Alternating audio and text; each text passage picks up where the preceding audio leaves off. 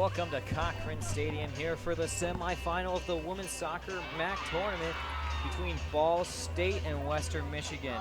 Ball State coming in as the number 2 seed, 8-2-1 in conference. Western Michigan, the underdog 3 seed at 7-4. It's a nice chilly day, just under 40 degrees here at Cochrane Stadium, and it's going to be a fantastic game. I am so excited to watch this, not just as a broadcaster, but as a fan of the sport. I'm Caden Albanese, joined by Brendan Murphy. Brendan, who do you see going out on top today? Yeah, it's going to be an interesting one, Caden. As you mentioned, the weather from the last couple of days has kind of held up. Pitch looks in great condition considering. It's going to be an exciting one. I'm intrigued to see how it turns out, yeah, for sure. All right, the teams are still huddling around. The ball's at midfield. After a little over an hour and a half, one team will be going to the final on Sunday, which is also here at Cochrane Stadium, 1 p.m.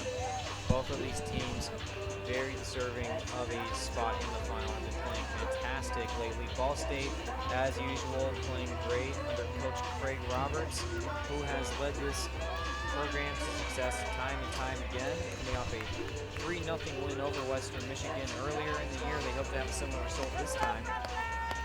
I asked Coach Sarah Stanzik of Western Michigan, do they have something of an underdog spirit? And she said, well, everyone, feels that they're the underdogs. Preseason, they were the number 9 ranked team in the preseason poll, but they came out, had a great season. They're the number 3 team. And she says they don't really ever see themselves as anything less than equal to the opponent. So they're coming out confident. The team definitely looked with plenty of smiles on their face, confident, ready to come out for this match. I really think Western Michigan has a good chance of pulling off this upset, Brendan. Yeah, absolutely. It's going to be interesting for sure. Like you mentioned earlier, we were talking about when it gets to tournament time, especially the semi-finals, it gets kind of tense and interesting. So it'll be interesting to see how the first 15-20 minutes play out, and then both teams kind of get in their rhythm and go from there. And now Ball State, can they get the first attack going? Down the sideline, this is looking very dangerous. Already, good throw in, nice attack from Fistorovich. Throw in from Metzger. 3 teammates on the edge of the box. This will be a shorter throw in.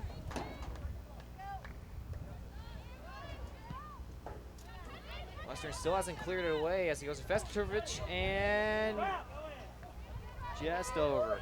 That was Metzger, actually, with that. That'll probably be counted as a shot.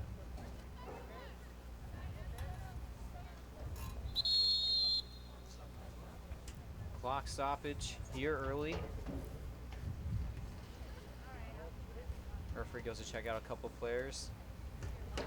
In goal for Ball State, we have Tristan Studeville, who's been playing pretty well this season, only allowing just over 1 goal per game. First time they played Western Michigan, she had 5 saves, didn't even allow a goal. She has an .816 save percentage on the season. In the quarterfinal, she had 3 saves versus Buffalo, allowing 1 goal in the overtime win. Both teams are very good defensively. Ball State playing good defense. Pressure on. Still running down the sideline.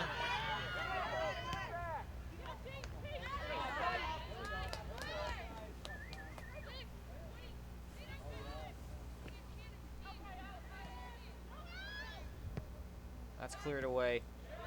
Early on in this game, any trends you're seeing, Brendan? Yeah, a good bit of pressure there from Ball State, kind of pushing, trying to get Western Michigan on the back foot, trying to keep them in their own half and trying to get across. Now we've got a corner kick coming in. See what they can do from here. All right, corner kick. The stands are rocking. This could be the first goal of this semifinal. Paula Guerrero taking the free kick, wearing number 8 in white for Ball State.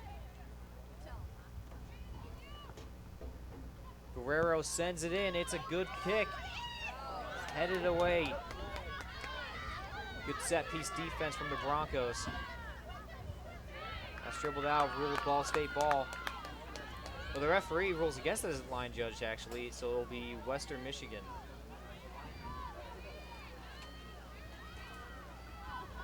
And it's just now started to rain here at Cochrane Stadium. We'll see if that takes any effect on the game. The field is in great condition.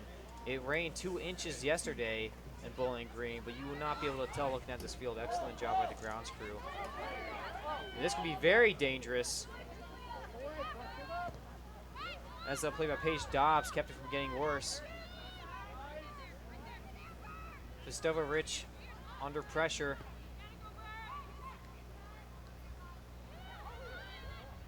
Nice play to get a central. Shot from outside. Ooh. Slips out of the goalkeeper's hands. Maybe the rain taking effect already. Julia Elfbo almost had a 20-yard goal. Excellently placed, did force a good save from Hannah Sargent.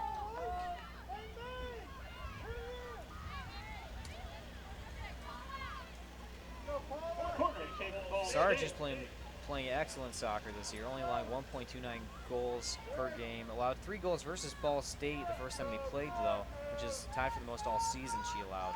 And she only had a 400 save percentage in that game. As she comes out to corral that corner kick.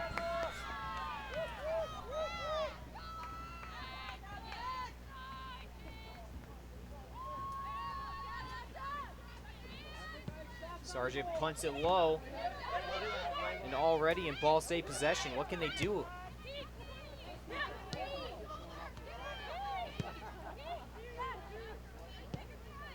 Neither team really having a lot of possession, Brendan. Do you think that'll change or get a little bit worse with the rainy conditions?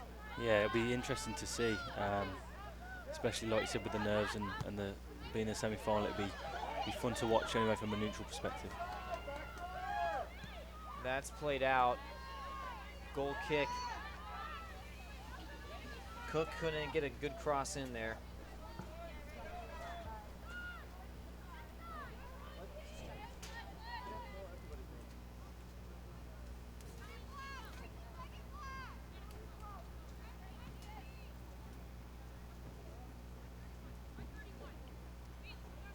Taking her time, looking for the open player, and that goes out.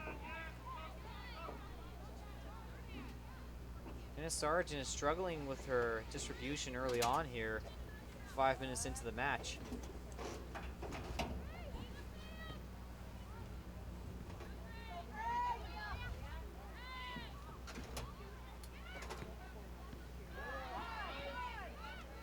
A lot of long balls. Do you think that both teams are just playing fantastic defense now, not opening up any lanes, or the offense is more struggling to start this semifinal? I think Ball State have kind of put a bit more pressure on Western Michigan, especially trying to keep their ball in Western Michigan's defensive half to try and get that early start and get that front foot forward for sure. Be interesting to see if Western Michigan can try and withstand this first bit of pressure and put the foot on the ball and get the ball moving. Yeah, it definitely seems like Ball State is getting a little bit of an edge. The ball is definitely more often near their goal, near the opponent's goal for them than it is near their own goalkeeper. So Ball State, while they're not getting many very dangerous chances, they are controlling the momentum right now, as a foul is called against them.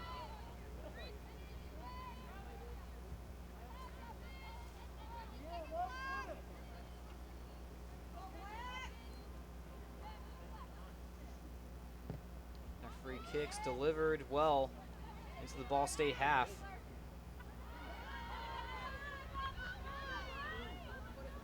Until it goes out. A lot of balls being played out of bounds on that far sideline. Neither team really able to go down the sidelines. Both teams are trying to go outside, but neither one's finding a lot of success right now.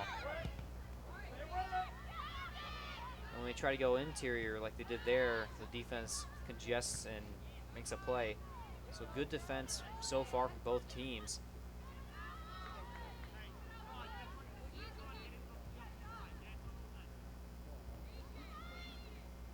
Do you think if a team does get a goal that they'll become more defensive or push up and try to get an insurance goal too? Because this game is starting off with little offense, so that would make you think that there might just be a lot of defense played if there is a goal.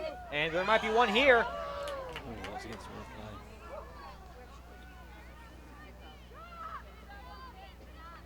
Grace Labadie was almost able to open the scoring in this match after a little bit of a miscommunication there. It looked like the ball went right by Paula Guerrero.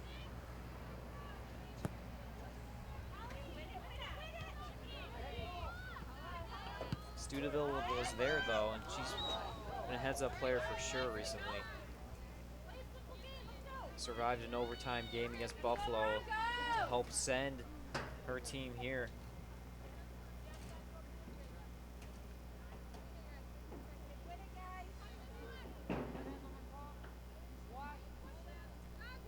Looking for a player. She wants more space between her and Ball State though.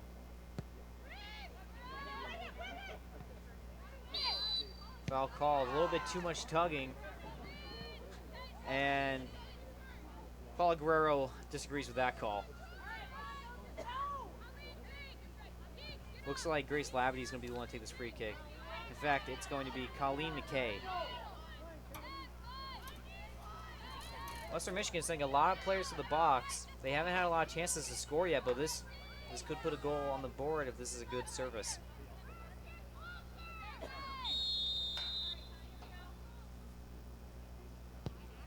It's sent in, good cross. Try to get flicked on, good defense, good positioning from Ball State. Sent back in. Return to center, McKay, long shot. No save needed. First 10 minutes, both teams a little bit cagey. Balls bouncing around in both halves, just kind of looking to defend from the front, I guess, and get it away from their goal as quick as possible. Yeah, I asked Coach Stasic about the first meeting between these two teams and how her side allowed 3 goals. She said a lot of that was there wasn't a ton of discipline on the field, and she said this team now far more mature, far more disciplined, and I wonder if she'll try to keen in on that because we are seeing a lot of turnovers in the first 10 minutes. Absolutely, yeah.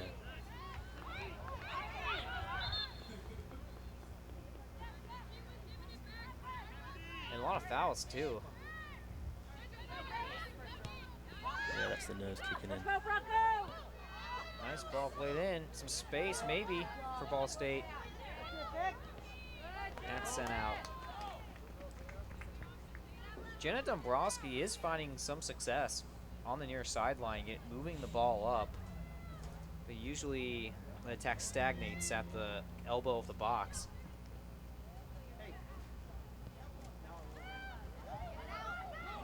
Almost gets a shot off. Good defending. Nice slide by McKay. Gets it out of there.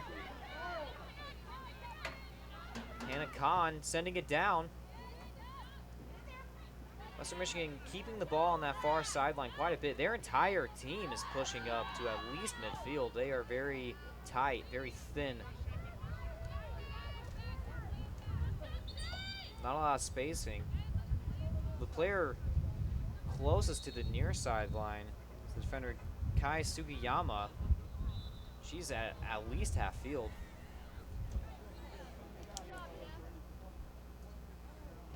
Do you think Western Michigan should try to widen the wingers, or do you think this can work out to be a successful strategy, being congested like this? Yeah, I think they're trying to close the space down in midfield, especially in the middle of the park with the two holding midfield players and then when they do get the ball, can they push wide and attack with those 4 going forward? So it'll be fun to watch.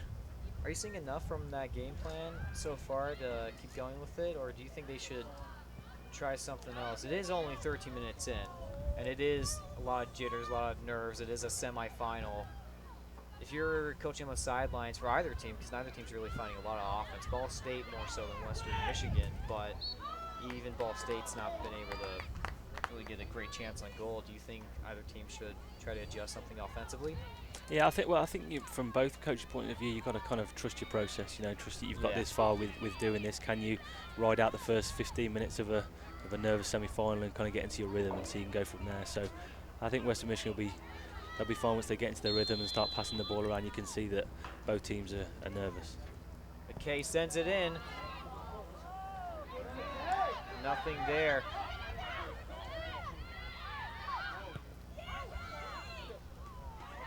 Taylor Pooley's been a dominant defender in the box today. You can see her there with the headgear wearing number 10. Two dangerous free kicks sent in by McKay, but she was able to defend both of them. Yeah, delivery's been good. It's the wind that's holding the ball up. Cuts inside, nice move, Cook. And look at that. Here comes a dangerous free kick.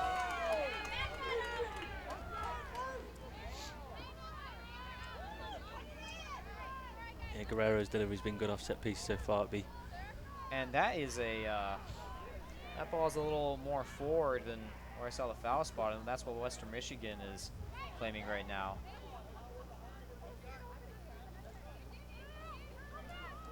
Goalkeeper dishing out some orders, Hannah Sargent.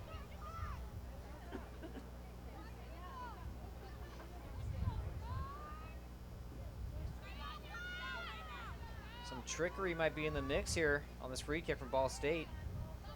Guerrero looks like she is going to be the likely one to take it. That's a shot on goal. That's a great Sargent tips it over. There was some venom on that shot from Guerrero. Yeah, you can tell early on that she's in the mood to strike in the ball today, so it'll be. She's got goal hunger. Yeah, absolutely, yeah, for sure. Corner kick, Ball State. Guerrero, who just took the free kick, will take this corner. As you just saw, she is dangerous on set pieces. Service sent into the 6-yard box, is headed near the goal line, right to the feet of Sargent. So close for Ball State. Now sent into the mixer. My guess would be Elbow is the one who got the final shot on target. Again, great service from Guerrero. Inside the 6-yard box, I'm surprised I didn't see Sargent go after that, but there was a lot of bodies there in the way.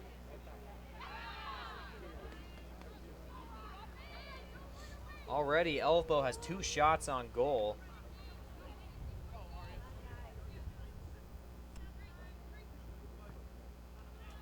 And Ball State starting to see some cracks in the armor, especially on set pieces. Yeah, them set pieces are very organised, sorry. I'm sorry, I interrupted you. Yeah, sorry, the set pieces, you can tell they've been working on those. They're very organised and look like they know what they're doing off the delivery of Guerrero. So. Yeah, if I'm Western Michigan, I'm going to try as hard as I can to not allow them to have corner kicks and just set pieces in general. Because in open play, they haven't been that dangerous. Absolutely, Every dangerous moment has really come from either a corner or a free kick.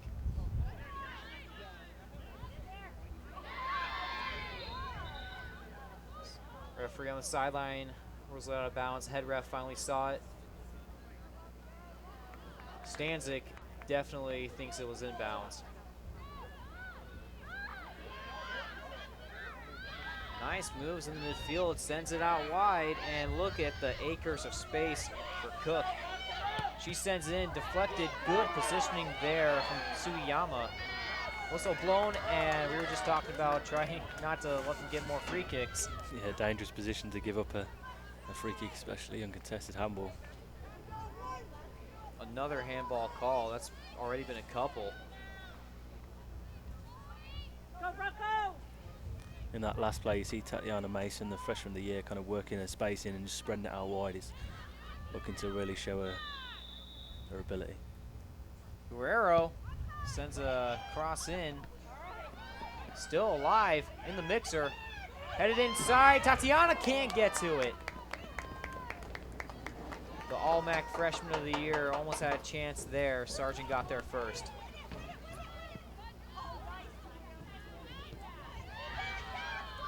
Here comes Ball State again, maybe.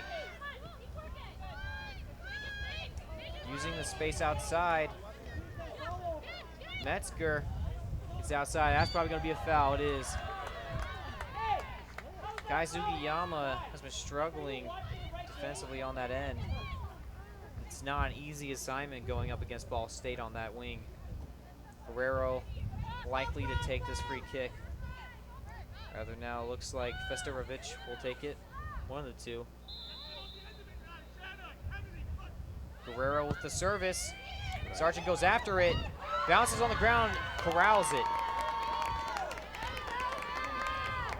another fantastic delivery.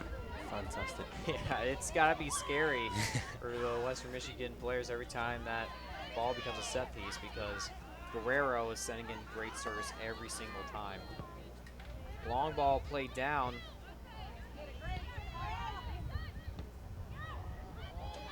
Now possession starting to settle maybe a little bit.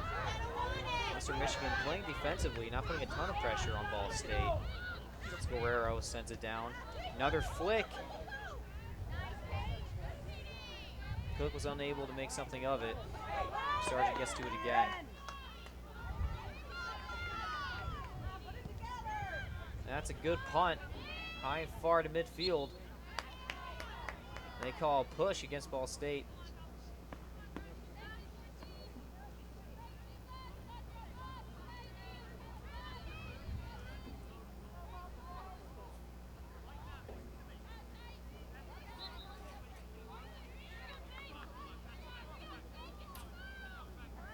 Western Michigan seeing more players up, specifically Kyra Kapelis. That's sent far. Many Ball State defenders there, no danger. And a counterattack might be in the works. Dombrowski cuts inside. Back out, and just too much mustard to get to Metzger. They keep finding success on the near sideline, Brendan. Do you think that's pretty much the new strategy? Keep attacking the sideline, every once in a while cut in to keep them honest? Yeah, I think they're finding some success definitely down this right-hand side. Dombrowski kind of using their pace to find some tricky situations for Western Michigan, for sure. Western has not been able to corral much of the possession here. And when they do, it usually ends in a long pass with a turnover.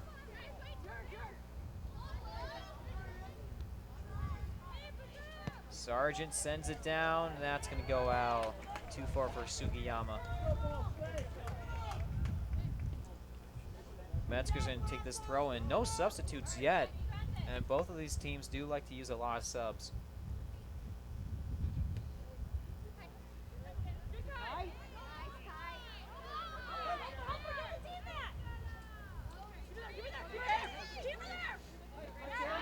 Just played out. And ruled Ball State ball.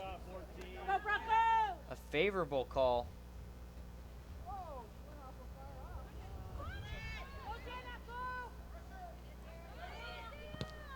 And that's deflected out. Western Michigan gets the throw in.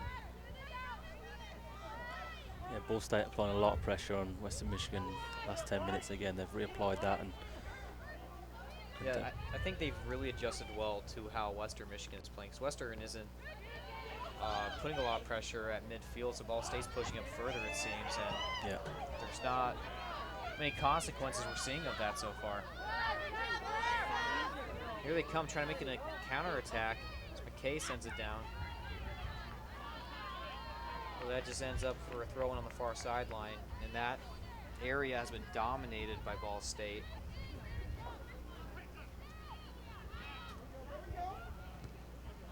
As they win possession down there again. Foul called, though.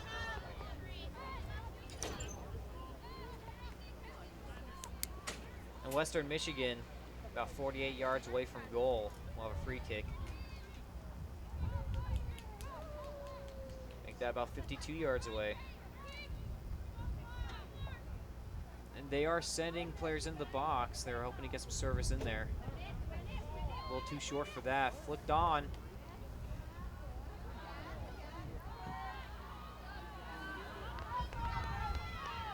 Out off Hana Khan.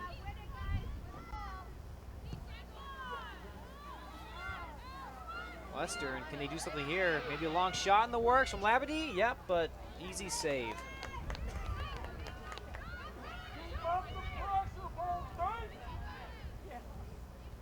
Studeville hasn't been called on a lot so far, 23 minutes into the game, but she's answered when she has been.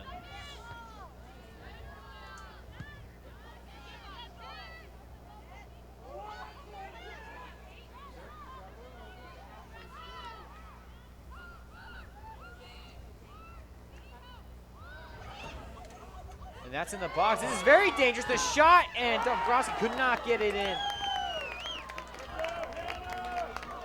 Excuse me, Fistoverich with that shot right in front of the face of the goal. Alessandra couldn't put a number on that scoreboard. Still 2 goose eggs.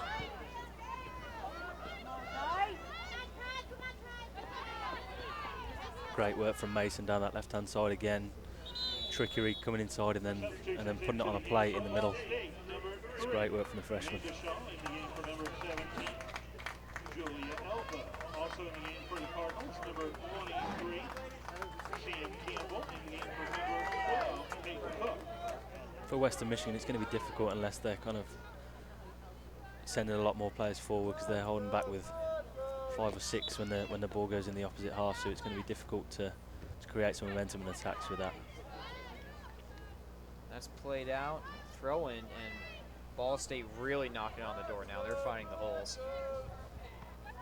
And you just saw the first substitutions of the game. Sam Campbell came off for Payne Cook, and Amanda Shaw came off for Julia Elbow. Elbow, 2 shots on goal for Ball State.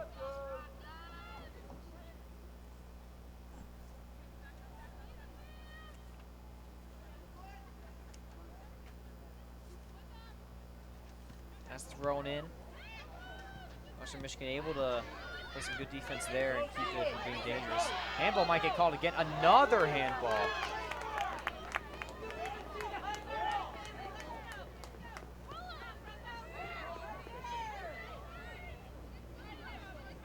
And Guerrero will lead the service again.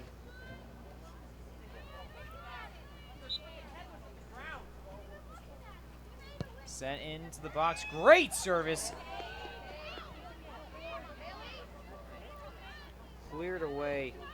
Nice defensive play by Colleen McKay again. If it had gone by McKay, I felt like that would have been a goal. And Grace Lavity's called for a foul there. Quickly played back into the open field.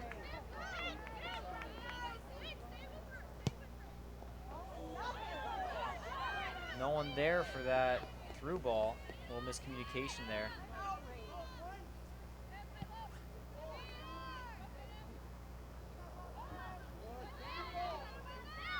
Western Michigan losing possession again. What do you think they need to do to start keeping possession more often, Brendan? Yeah, whenever Ball State are not in possession of the ball, they're hunting it down as every player is hunting it down. There's Western Michigan. And this is a miscorralled cross. No one was there to send it in, though.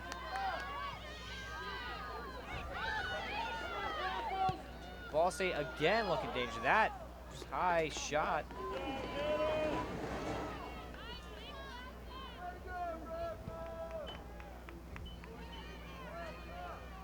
Ball State attacking the far side and finding a lot of success. Led by the All-MAC Freshman of the Year, Tatiana Mason. 6 goals and 3 assists on the year. She might add to those numbers. Yeah, she's causing a lot of trouble down that left-hand side. First time they played against Western Michigan, she started, only played 32 minutes, but she's probably going to get more than that today. Absolutely.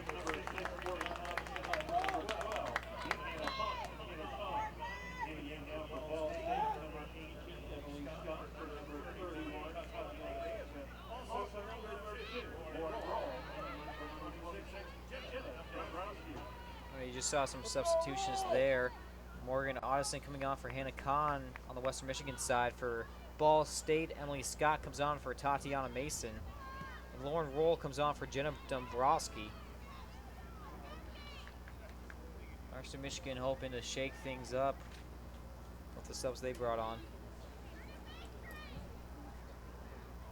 Surprised to see Tatiana Mason come off. Every player needs rest, but she was just starting to find the cracks in the armor. And that's very dangerous to Dabity. Could not get a good shot off there. Did well to find that position. Yeah, it just kind of reminds you there that Ball State could be dominating this game in possession and attacking, but Western Michigan only needs one good touch of the ball to make it 1-0. And they almost got it there.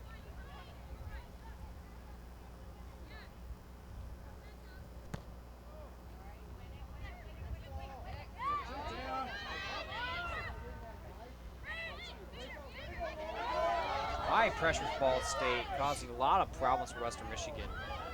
Forces a turnover right there.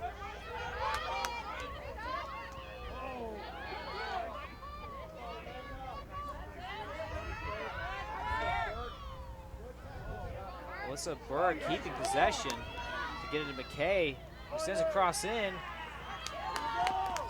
that's a corner kick. Western Michigan sprung into life a little bit. All of a sudden, there's a heartbeat for the Broncos. 16 minutes left in the first half of this semifinal.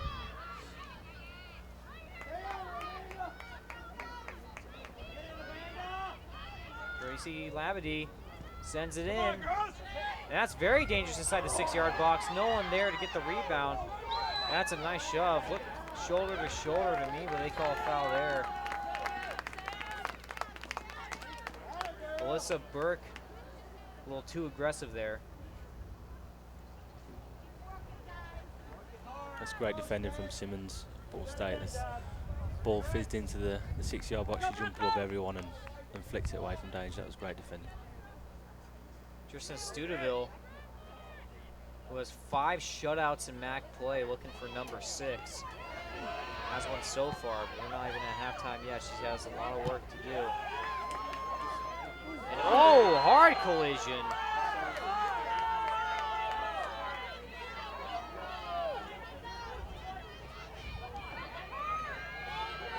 Amanda Shaw, the senior, really went after that ball. Yeah, she came flying in.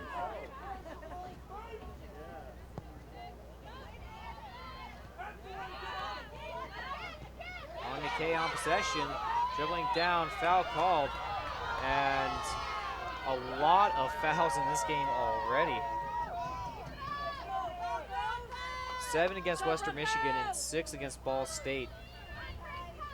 And we still have 14 and a half minutes left in the first half. Everything that Western Michigan have done going forward has definitely been through McKay. She's kind of linked up the play pretty well when they're going forward. Oh yeah, she's bursting out the midfield, and every attack seems to start with her. Yeah. And that head, oh, not the kind of header you want for Labadie, and that's sent inside, still very dangerous, just outside. Good work, girls, good work. Another great delivery from McKay. Ball just fell right to Labadie's feet.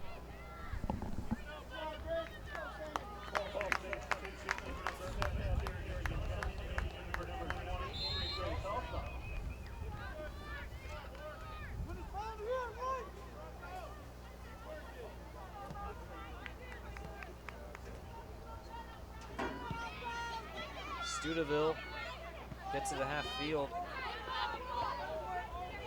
Just being headed around, tips being played now until a foul is called and the volunteer refs in the stands disagree.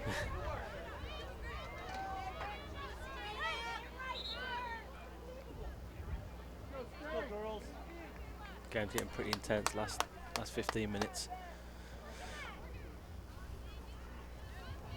Cesar Ibarra is the referee today. Assistants are Romero Talavera and Fernando Ibarra. And that's cut off, but nothing done with it. The rain, which was here earlier, has stopped. It was just a little shower, which is good because the field condition will stay well then. And nice moves there from Burke to keep possession. And we might be seeing an attack from Western Michigan now. Slowed down a little bit, Ball State recovers. Sent far. Had it kept in play, almost kept in play rather.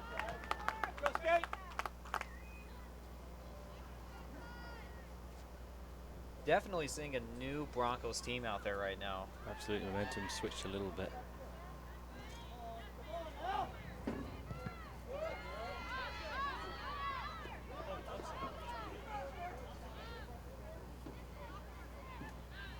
Lester's able to force a throw and get some space. They're definitely seeing more of the possession. What do you think's been adjusted so that they're playing a little bit more successfully now? I think leading by example, McKay and Burke definitely as seniors kind of just stamping their authority a little bit and winning the ball back and starting to link stuff up and everyone's starting to thrive through that, I think. Yeah, McKay's been playing great on offense and defense too. She's been in there on a lot of those dangerous set pieces, getting the header in to clear it away. She's also been dangerous on set pieces on the offensive end, sending great service in. And here's almost a dangerous opportunity for Labadie. Labadie trying to play kind of a poacher role right now.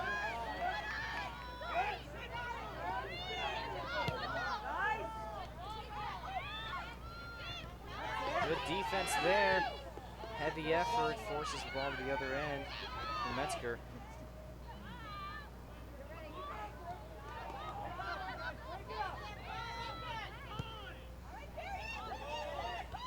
That's flicked inside, but too many Broncos there. Still Ball State though. Labadie putting pressure on. Great tackle. Labadie.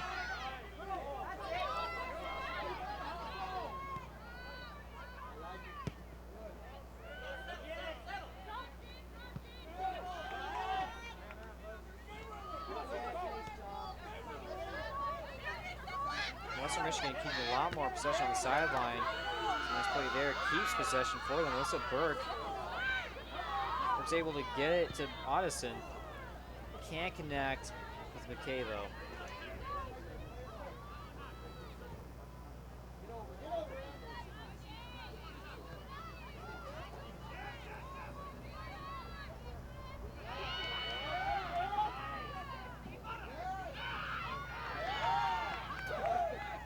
Finally crossed out of the bounds line for Ball State throw-in as they are on the attack now. Just cleared away by Dobbs. And Burke plays it on Otteson. Good connection between the two. See Burke just encouraging the link up and just the one-touch, two-touch play will get them moving. See what they can do in the last 10 minutes.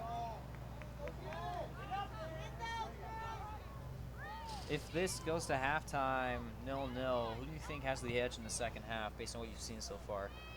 It's funny, you know, the first 25 minutes you look at Ball State and they'll probably go down disappointed if it's 0-0 at half. But the way Western Michigan are putting on some pressure.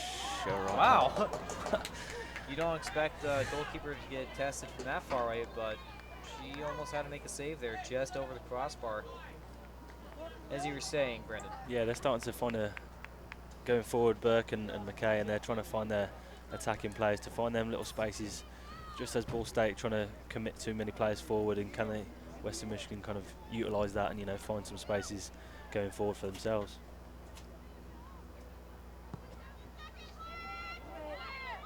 Studeville sends in a good service to the midfield.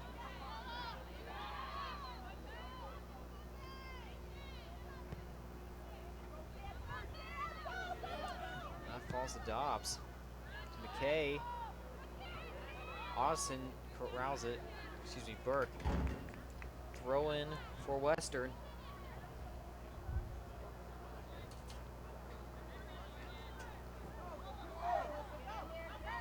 Burke gets it, tries to get it to Labadie. Defense is playing high pressure on the Ball State side. Western Michigan only sparingly able to find a hole in it. Well, there's one potentially. Maureen Kennedy racing back on defense. High effort.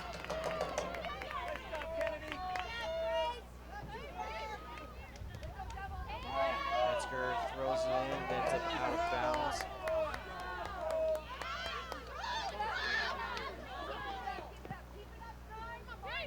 Otteson trying to win it for Western.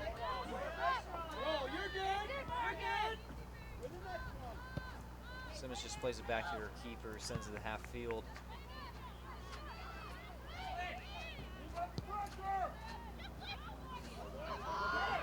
And racing for Studeville, just loses the ball.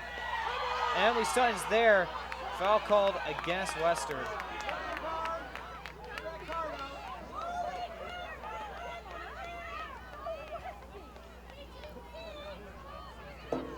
Labadie disagrees. The referee's going to argue she stayed on top of the goalkeeper, so she couldn't move. Yeah.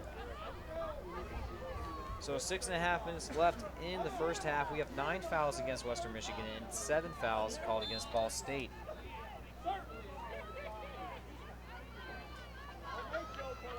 Steubenville's only had to make 1 save this whole half so far. Sargent's already made 5.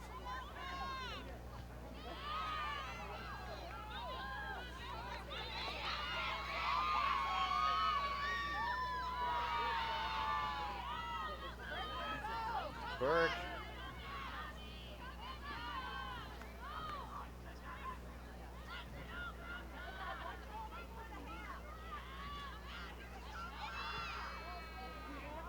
Just so much pressure right now for Ball State. Nothing's getting done on that sideline as they end up winning possession.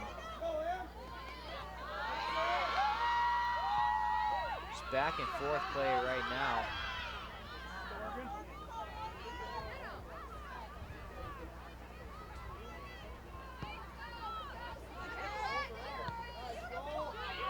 Tournament semifinal. What is a halftime talk like when it is a tied game? Is it any different than a regular season pep talk, or are there any differences? I don't think it, from a coach's point of view, you need to kind of keep it as the same. You know, you don't want to make it an exception from any regular game. You know, you don't want to put the girls under any more pressure than they need to be. Instead of them playing their game, they've been playing all season long. So I think going into halftime, both coaches will be happy with the way the half's gone. It's been a definite battle. It'll be interesting. I actually asked the Western Michigan coach, Sarah Stanzik, about the fact she is a rookie coach coaching in the playoffs, and she said they treat every day just one day at a time. Every game is another game. And so you'd think that they probably will get pretty similar halftime talk as they usually would get during the regular season. On Ball State side, though, they're very much want this win. They're a program that has a tradition of success, many winning years under Craig Roberts. I wonder if they'll feel more pressure to take a lead and get to the final. Yeah, I think they'll feel a bit of pressure after those first 20-25 minutes of good pressure from them and good play and not capitalising on any chances. They'll probably feel a little frustrated that they haven't gone in 1-0 up. And a couple of those chances were right on the doorstep. A shot from inside 60 yards, saved by Sargent, who had great positioning. A header that bounced down to the goal line, and it was just right at the feet of Sargent, who was there. Yeah, she's done well to withstand them. They're both pretty decent chances, and she's kept them in the game so far. It certainly has not been an easy day at the office. For sure. And here comes Roll. And that's back to Sargent. That's low and to the other team.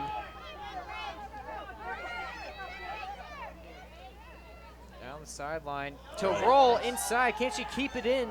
No.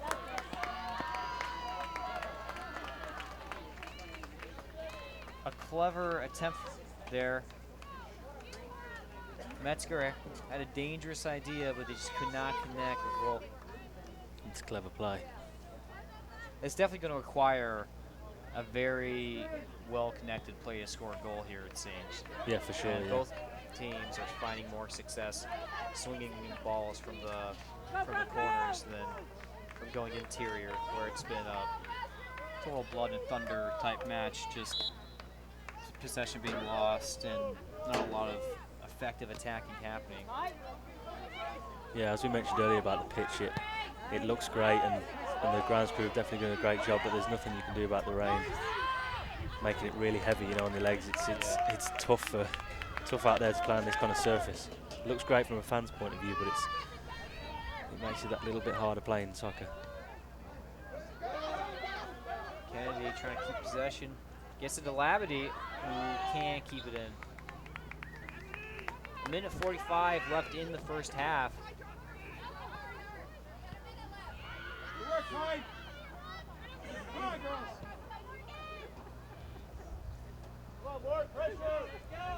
Ball State will definitely feel they should have more, as you said before, if they go to halftime with no goals. Western Michigan was able to hang on for the first 25 minutes where they faced a barrage of attacks. Now they're starting to make some attacks of their own.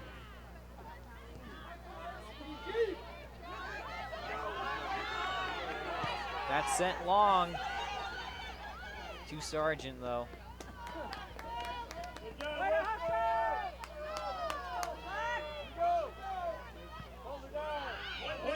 Referee calls a foul.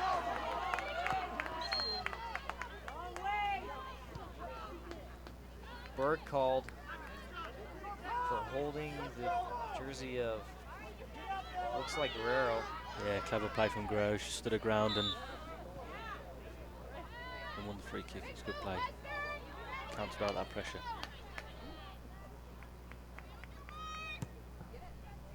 Studeville for the service. Sent right back out, though.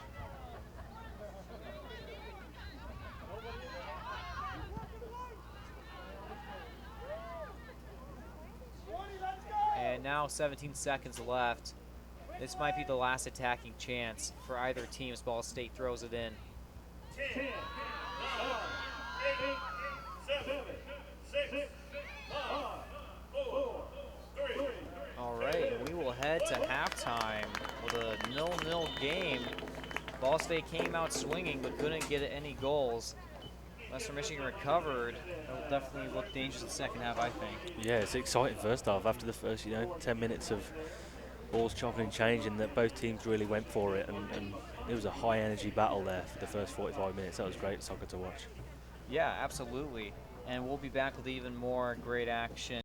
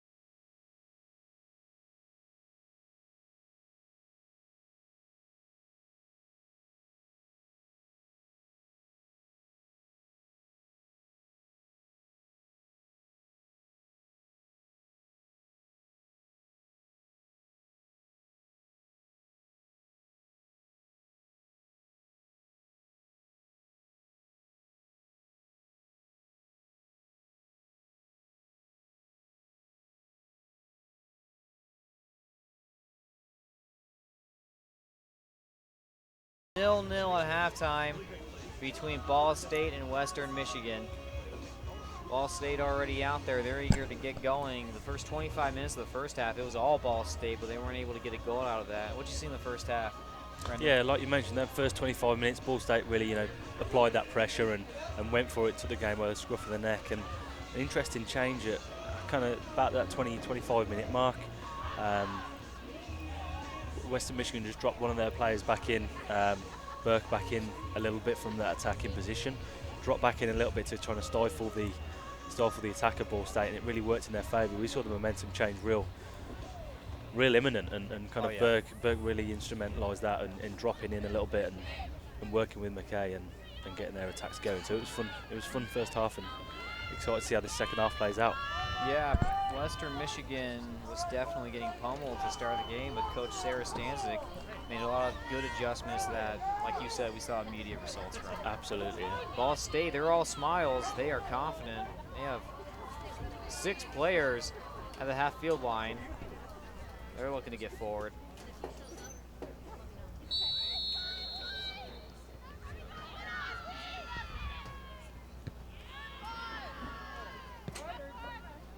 First action of the second half is a throw-in.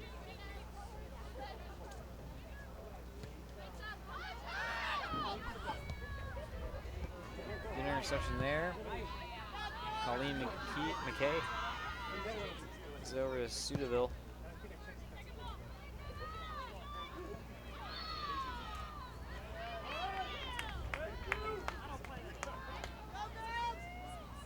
And another free kick. We saw quite a bit of those in the first half.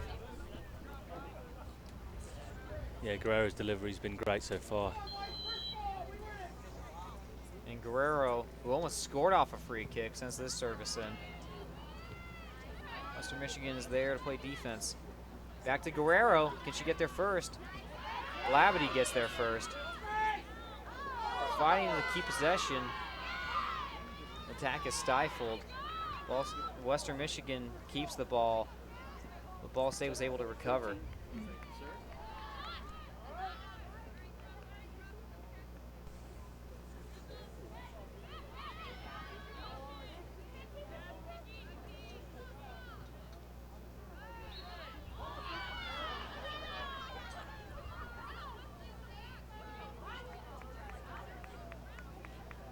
And Stasic's hollering out orders to the team. She's a very vocal coach on that touchline there.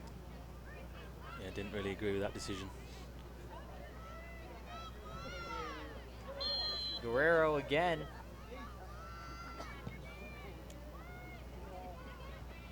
A little short of the box. Labadie has it at her feet. And now Western Michigan might have a really good chance to score here if they can get some numbers up. Good defensive play there from Pooley. Yeah, read that really well. Shadowed it out and won the ball back for a team. It was good. A lot of the same stuff we're seeing from the first half, isn't it? A lot of balls being played down that far sideline, a lot of turnovers. Just neither team really able to corral possession so far. Yeah, it's carbon copy from the start of the first half. Like you said, a lot of fouls given away. And nice touch there from Abbott.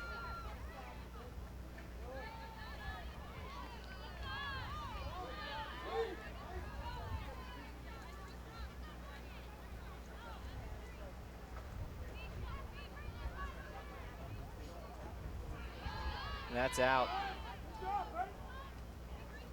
Ball State throw-in.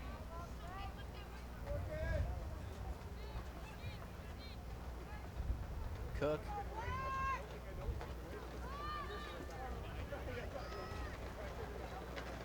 Sends it down. Alsop can't keep it in.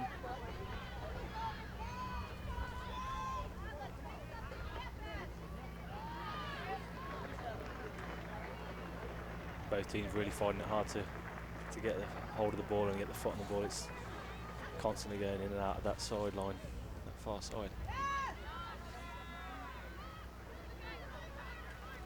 Still no attacking threat from either side in the second half, almost 4 minutes in. Both teams playing very good defense. Of course, as the first half went on, we saw more and more attacking chances. We'll probably see the same in the second half. Yeah, Ball State have been very organised. As soon as they lose the ball, then they're hunting impacts to get it back and then turn it on the front foot. That cross gets nowhere. It's back to her. Western Michigan trying to make something happen. And good heads-up defensive play. Shaw was there to clear it out of the box.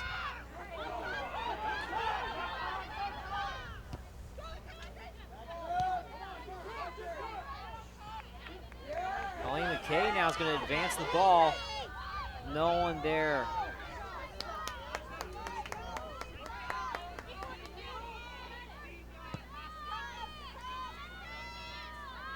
Sweetville sends the service down. Yeah.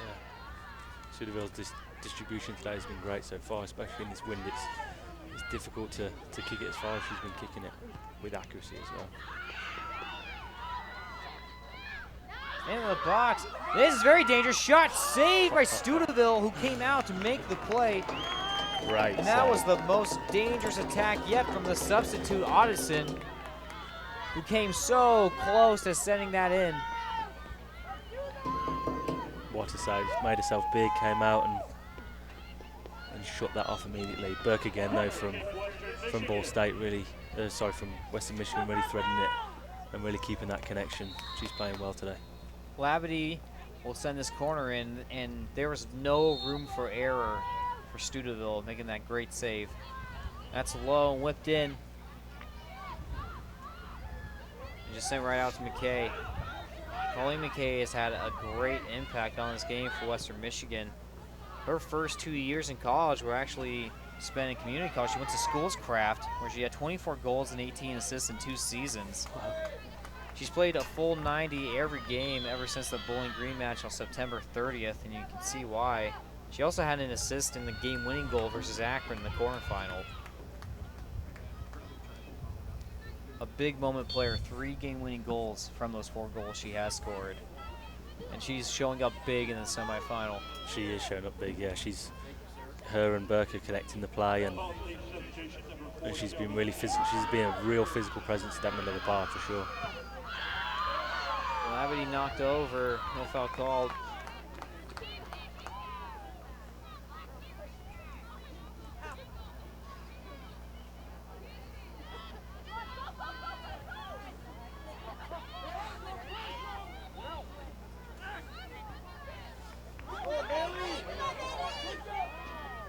Ball State trying to make an attack of their own now.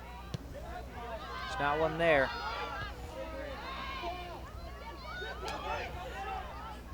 And the ball rolls to Sargent.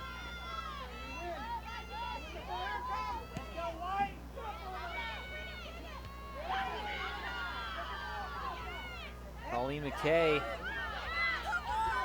again making her presence felt, still going. Gets out to the leading goal scorer for this team, Coburn, who sends a great ball in, and ooh, Studeville was there. Great cross, again coming from McKay. Bursting through and put a great ball out wide.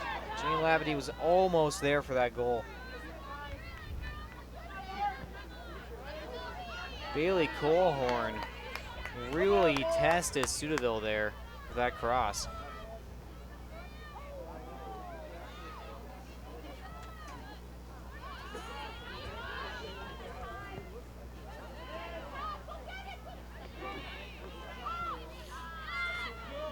There's Colehorn.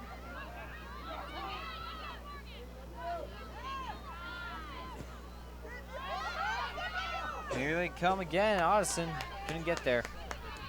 Western Michigan looking dangerous. Yeah, they're starting to connect some real good passes in key areas that are going to lead some chances if they can keep this momentum going for sure. Studeville rolls it to her feet to get some more distance on this.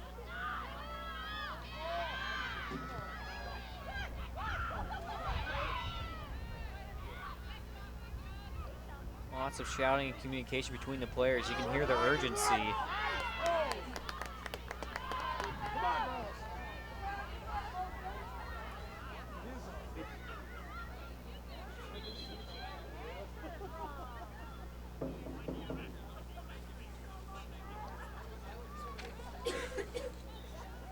Western Michigan pushing up for this throw-in. Ball State almost was able to get a counterattack going there. They had numbers so they could go quick. And that might be a foul. They get the call. Good job by Burke keeping possession, forcing the foul call. Quickly played down the side. Referee didn't like it though. Now it will be Colleen McKay playing the ball. And they are sending Broncos in the box. They have faith in her service.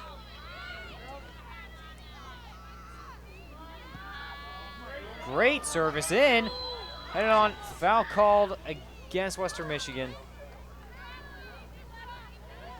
Looks like Cohorn was called for the foul. Western Michigan. And offside is called. Western Michigan started a different team from when they started the first half. They left 2 players back then for that free kick. In the first half, they left 6 back, so it's completely different. They're definitely going for it this time. You can see coaches definitely had a big talking to at half time to get them ready for this second half. And you love to see that. It's definitely been a more entertaining half this time around, as Labadie might be able to get something going here. Can't keep the ball. And the Cardinals a little sluggish getting back on the attack. And nice defensive effort by Kapoulas.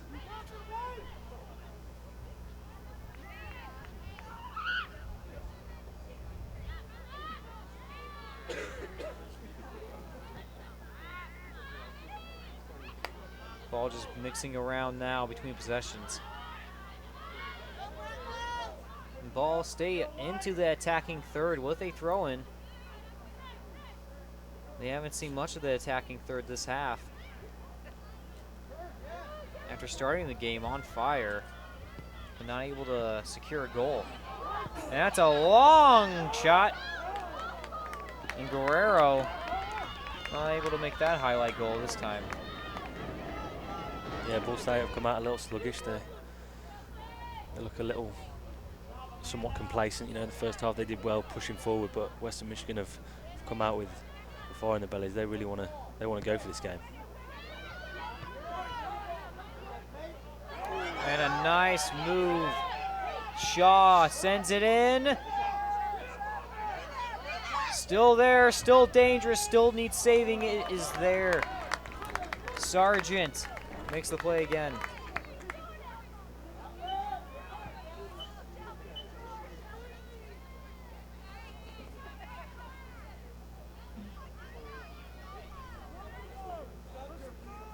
So Ball State making an attack happen there. Some life being breathed into the offense. Yeah, commentators curse as soon as say that they start having 2 shots to go.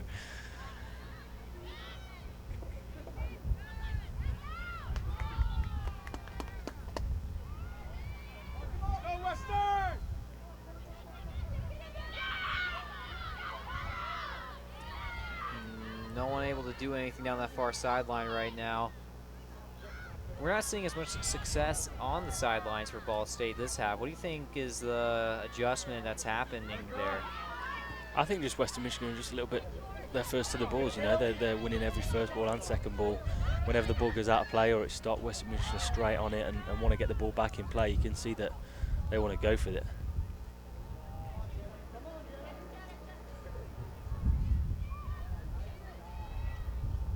Cuts inside. Too much mustard on that, though. Good defending. Kept in play. Still Western Michigan. Cohorn plays it back. Labadie with a nice move. Back to, almost back to her. Still Western Michigan, though. So Labadie down the sideline. Now this is a creative attacking play here. Into the box. Audison just wide. Addison had maybe the most dangerous attack of the game for Western Michigan when she had a one-on-one versus Studeville. Studeville was able to win that one-on-one. Yeah, Austin influential there. She held the ball up, kept the ball in play, and started the attack, and then winning the corner again from the shot. Great play. Labadie with the service. Low whipped in. And a free kick, or excuse me, a throw-in.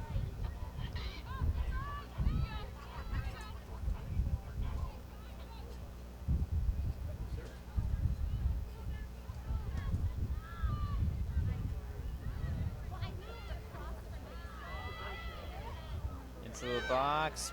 No Broncos there. Kyriakopoulos trying to find someone. Ball State playing very high pressure. They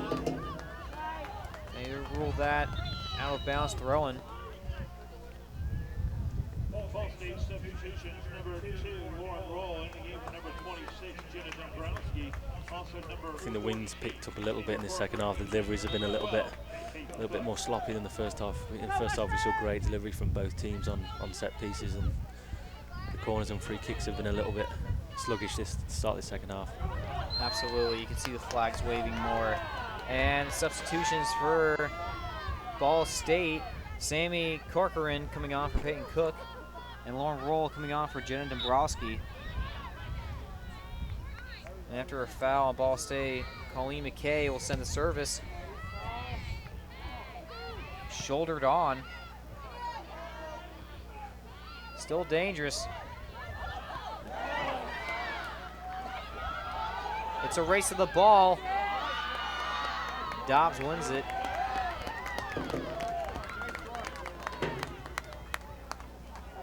Couldn't keep possession, but did end the attack.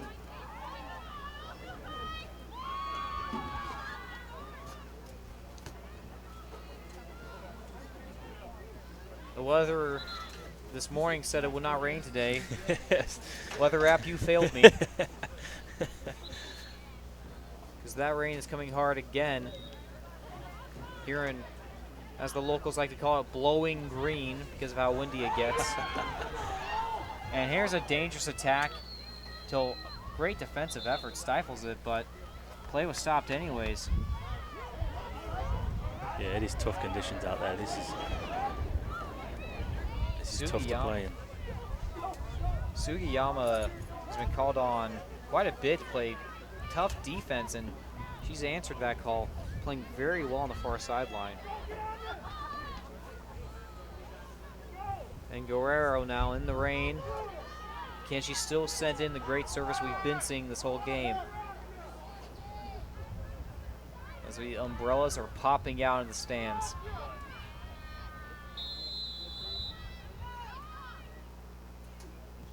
A nice creative play to open a winging cross. Not much from it though for the goal kick.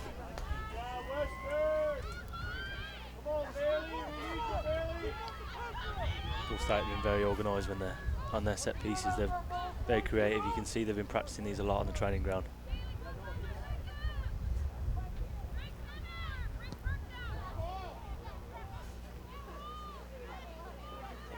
Western Michigan. I don't think either of these teams won overtime when it's raining and cold. They're going to start attacking more and more.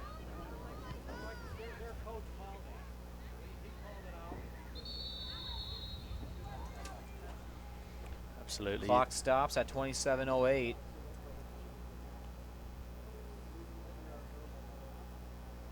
Referee and Stanzik are having a conversation. Cesar Ibarra, the head referee there.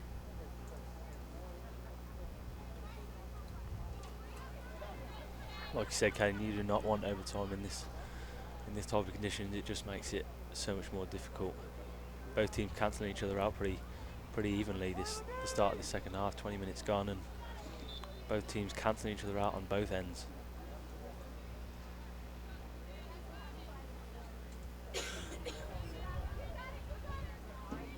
And the clock has started again after a little conversation between referee Ibarra And Coach Stanzik.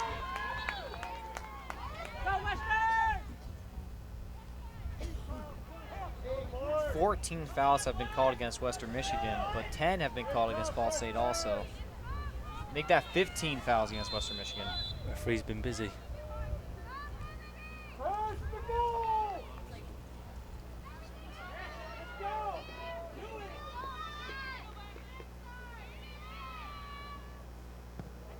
And how about that? Into the box. Ball State, can they score? Sargent was there. Looks like to me Shaw had that shot. Yeah, Shaw did well to create that opportunity in the first place. It was ball bouncing around the half, and she used her strength well and turned and got a good shot off in the end. Great save. Yeah, she put some power on that Yeah, shot absolutely, too. yeah. That was not just a ball that was bounced over there. She put venom on that in a spot that was not great for her, but almost able to score the first goal of this match. Kept in play. Good effort. Guerrero plays it down, deflected from McKay, who has been really quite a headache for Ball State, hasn't she? Yeah, absolutely. McKay and Berg dropping in and kind of making it difficult for Ball State to get any momentum.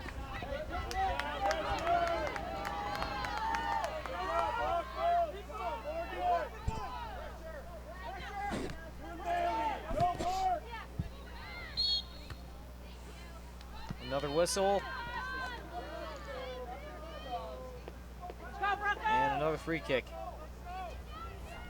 Definitely interrupting the flow of the game. A lot of stoppages for fouls. It slows the game down a lot.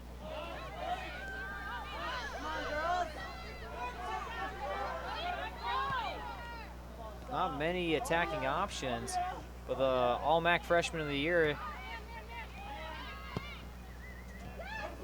is Ball State still trying to find numbers down the sideline, or down the interior Good anywhere. defending.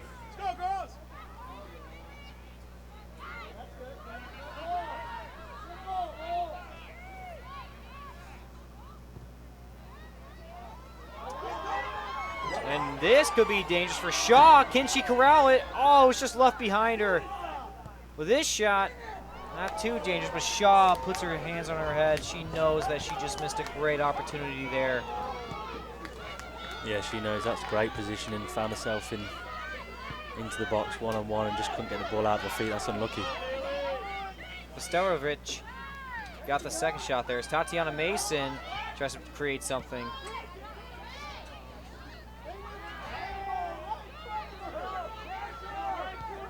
Many chances to score today for both teams.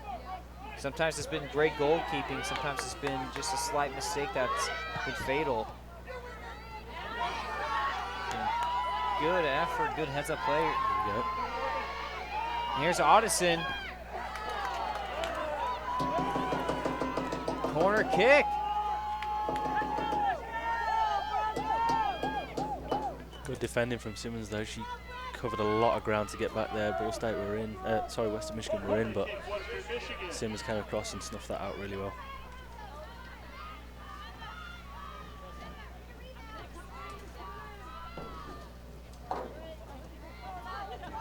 Labadie's service is high and good. And this is dangerous. On the goal line, almost bounced in.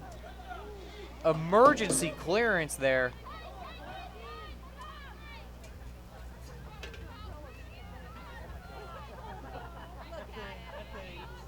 A lot of bodies in that 6-yard box. That ball could have gone anywhere. I actually think a Western Michigan player blocked that from going in. Yeah, there's a lot of people. I think she slid down and then a header landed into her.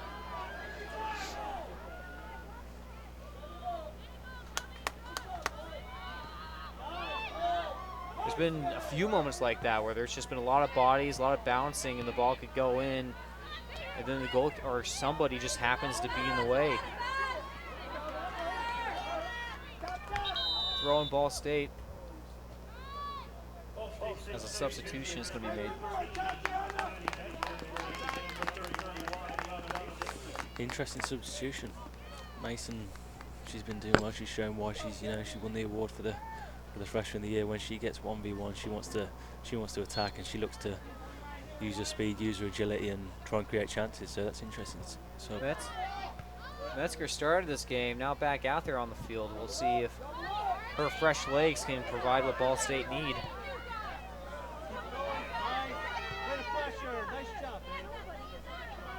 Studeville, who's had a great game.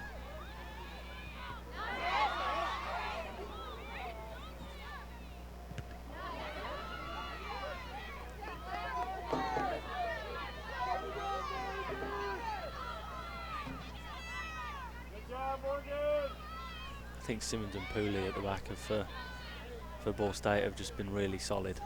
Oh yeah. Especially in these conditions. You know, we talk about Western Michigan probably not having the greatest attacking force, but I think that's probably given the back line of Ball State a little bit less of credit, because, you know, they've been strong and winning everything. Yeah, the midfield and the defense for both teams have been fantastic at just not letting attacks happen. Absolutely. It is not often that either teams have a great attacking opportunity, and in a few times there have been one. The goalkeepers have usually been there to stop it. Yeah.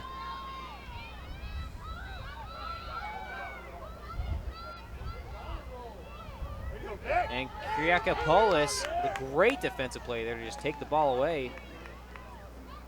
Kicked it her own player. Great defending, and then tried to clear it and got unlucky.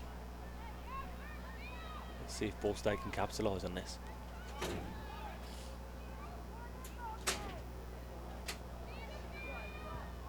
Cross is somehow set in by Roll. Here's a shot, deflected.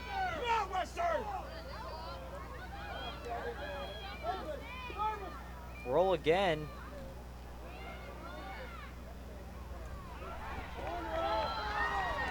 Goal kick.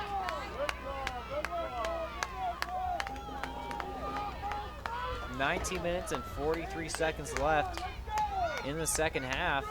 If we maintain the score line, it'll go to overtime, which is 2 10-minute periods of sudden death. And if it's still tight after that, we go to penalty kicks.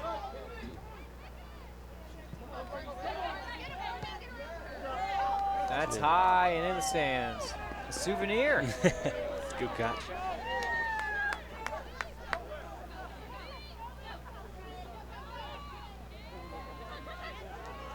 In the midfield, able to stop the attack real quick again.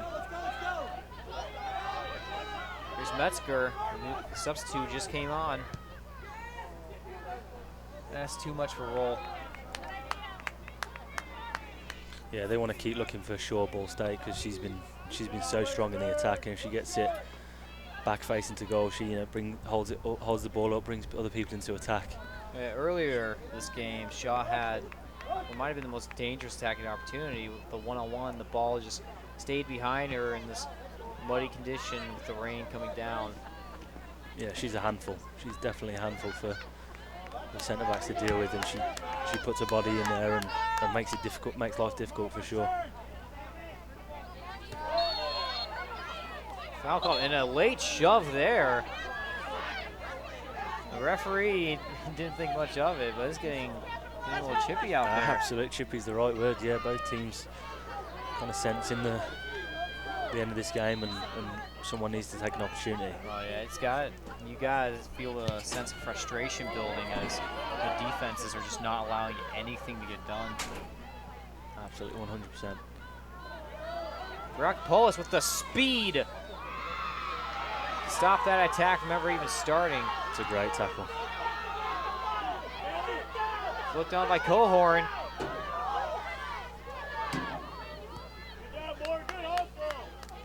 Kyriakopoulos plays it outside.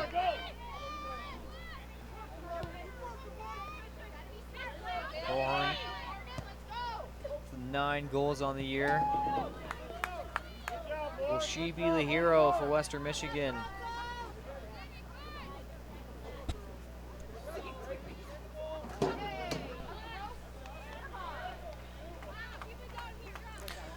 Yeah, it's getting to that late stage in the game, you know, semi-final. A lot at stake, you know, especially for seniors. This could be their last game. They've got both teams trying to look to keep that concentration and try and find a winner somehow in this tough conditions. Absolutely. You can definitely see how the teams are pushing up more and more. Like on this free kick here, you're seeing more numbers in the box for Western Michigan. And McKay, she's proven her danger as a service deliverer. It's a great ball again.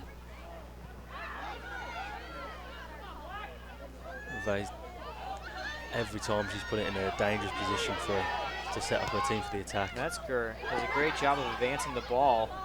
Gets it to Shaw. Back heel, back to Metzger. And Colleen McKay is there again. Probably the biggest headache on the field for the players in white. She's been everywhere.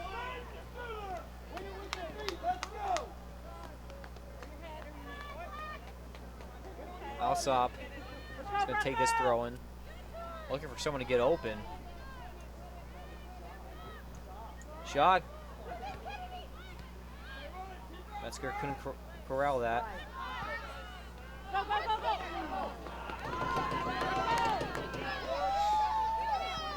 You see both teams kind of sacrificing a little bit of quality just to try and gain some momentum of playing in the opposition's half. You know, get the ball forward as quick as possible to try and nick a winner. Otteson takes that throw in. The Corn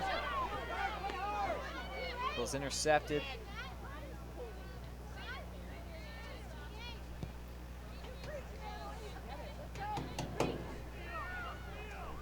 And we're approaching 15 minutes left in regulation in this semifinal.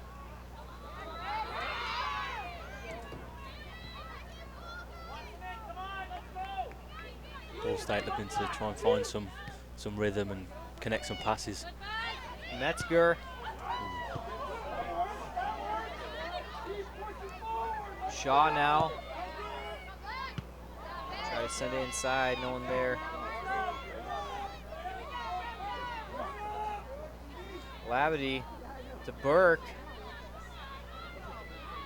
Now Otteson trying to flick it off for Labadie. And here we're having some creative attacking play from the Broncos.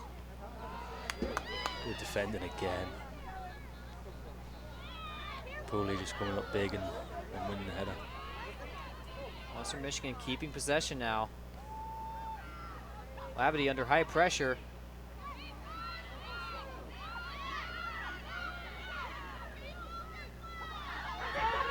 And this could be it.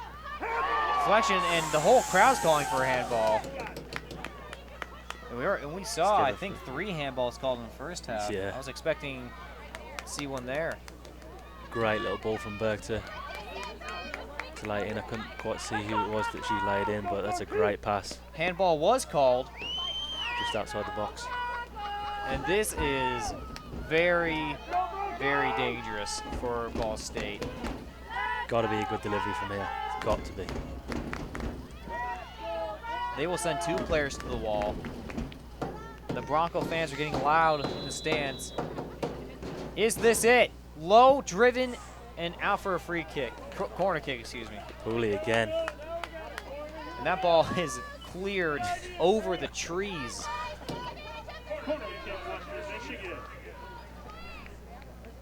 Taylor Pooley, number 10, has been fantastic. She's definitely been a leader today. She's kind of cleared everything that's come her way. Another low, driven service. And crisis averted for Ball State as they leave that situation still tied at 0. Offside. Offside.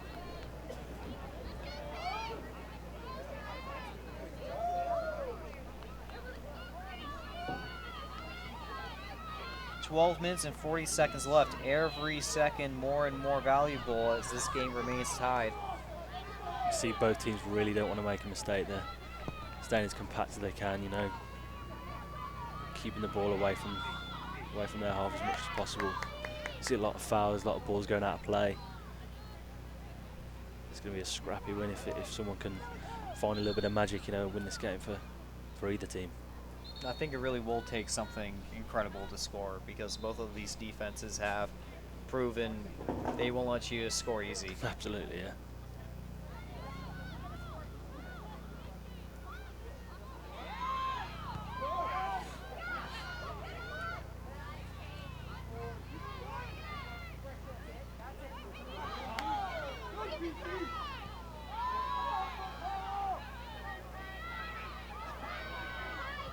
State got some numbers. That shot, almost! Shaw, so dangerous on the ball from anywhere on the field. You can tell as soon as she received that ball there, she's got one thing in her mind, and that's to turn and shoot. And that's a great strike on her left foot.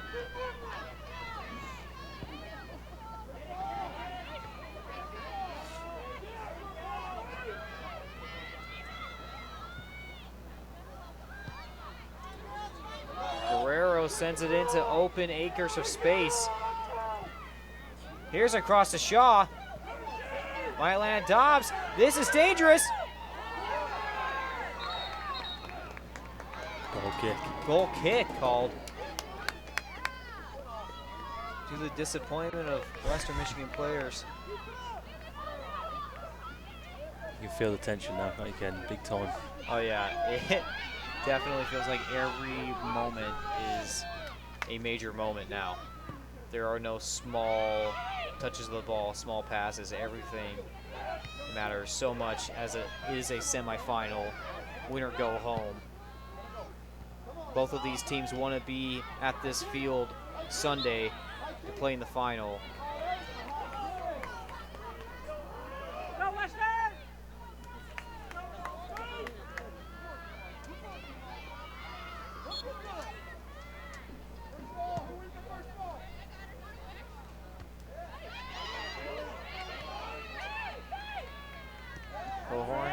It's out wide. Bosworth, he just sends it down the sideline, and that's going to be a goal kick.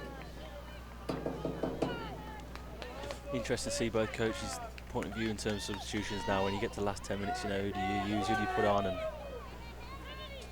who do you try and get that win? Can you put that special? I think Mason's about to come in for Ball State. Can she find, you know, a little bit of magic coming off the back of her award? Every substitute's dream. Come on, last 10 minutes. Absolutely. Send your team to the final. Super sub.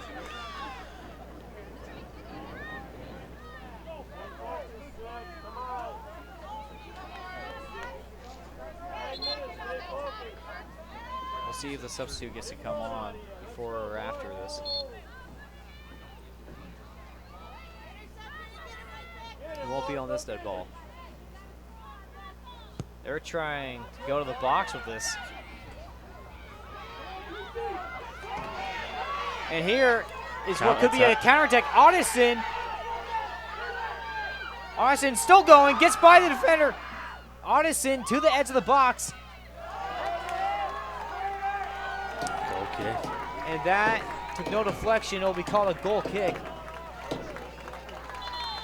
Pooley got tripped up by Audison's moves. Yeah, you see her high-fiving her teammate and just saved her a little bit of maybe an embarrassment with that little slip. Artisan did well.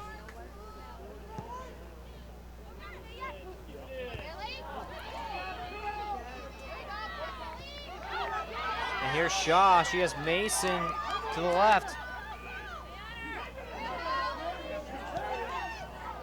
A missed touch there from Metzger.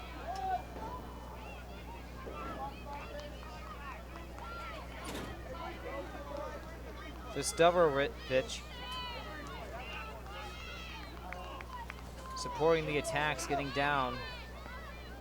But the interior so well defended, she hasn't been able to do much.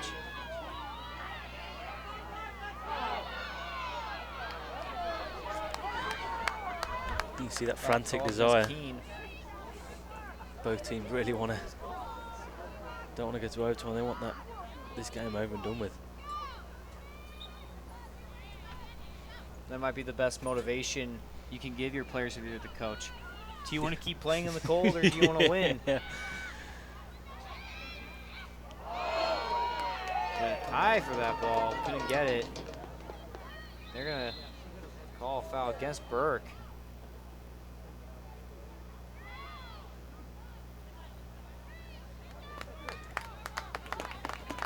She's able to stand up. Keep playing. Yeah, she got up high then. She got up high.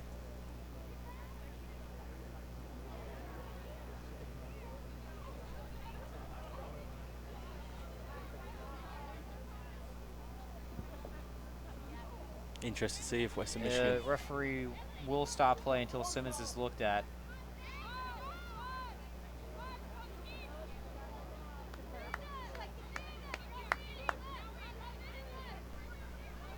She will have to come off the field for at least a little bit.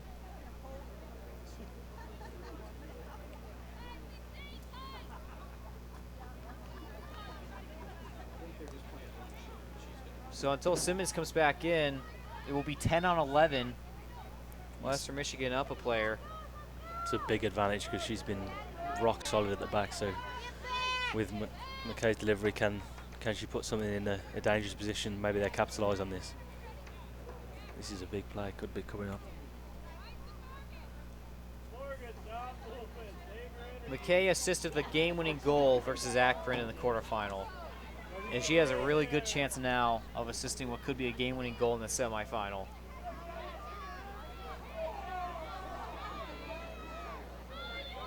And Simmons has been sent back in. I think that's someone different. Or excuse me, that's not Simmons, it was substitution.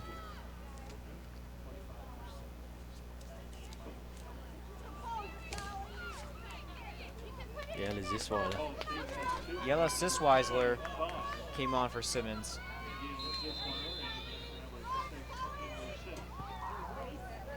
And that's it in. Oh. Bodies fall. Oh. Foul against Western Michigan, excuse me. That's one of them calls, Kane, where you don't know what the ref's going to call. That could have gone both ways almost. Oh yeah, it's always you always hold your breath when you see two bodies fall in the box because that's either a simple foul, that's pretty much a goal kick, or it's a penalty kick. Yeah. Penalty kick with 6.5 minutes to go is somewhat probably going to decide it at this point. Oh yeah. As a fan, do you not like seeing a game decided on a penalty like that, or does it not bother you? Because I know some people are like, I hate that. Yeah, it depends. You want to see a fake. It depends how clear the penalty was. You know, was it the right call or was it not? But when it gets the last 5 minutes and it's a penalty, it's definitely a momentum changer for sure. Pooley's going to take this. She's been excellent on defense today, as you mentioned before. Cleared up everything, yeah. It's been fun to watch. Flicked into the box. So down to Addison, who's been as dangerous as you could ask her to be. She hasn't really stopped running, Addison. She's gone for absolutely every ball.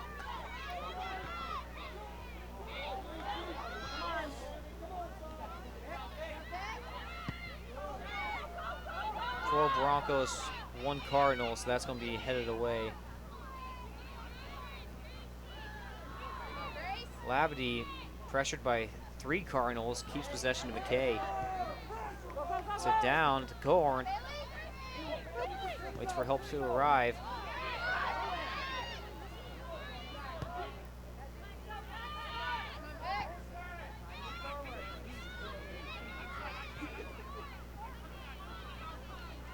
And the Western Michigan Broncos, with under 5 minutes now, are trying to get what would probably be the deciding goal. Austin to Labadie. She has space to send a cross in. Whipped. Oof. Just outside. I think that was a cross-slash shot and nearly got a little lucky with the inside post. If it hits a head, it's a cross. If it hits the net, it's a shot. I always meant to shoot that. Absolutely. It's been really fun to watch McKay today playing in that middle of the park, and the best part about it is that every time she's got the ball, she's looked to go forward, and that's really impressive. As you know, what you want to see as a fan and a neutral is watching someone trying to attack, you know, trying to keep the ball moving, and it's good soccer to watch.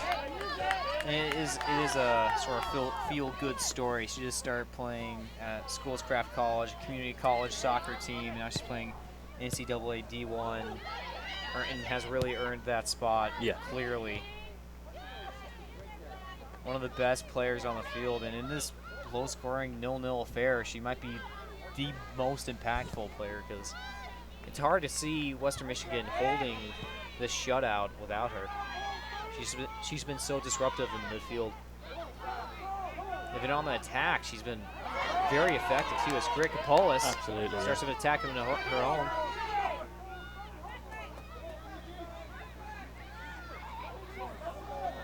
Burke gets it outside.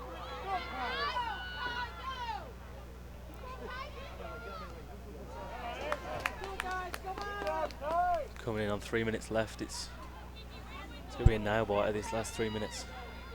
Both teams really, really want to win. Lots of tugging there. Foul called.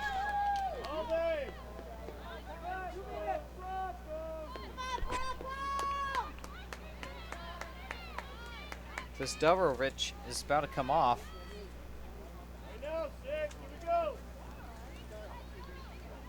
On will be Julia Elbow, who started the game.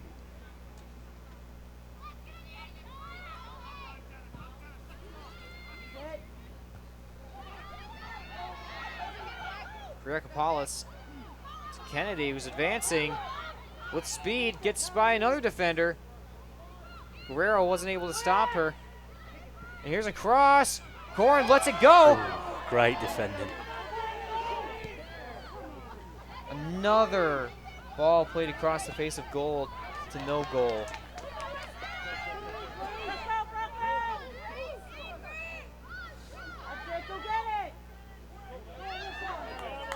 Now Burke keeps it in. Burke still fighting for it. Western Michigan throwing.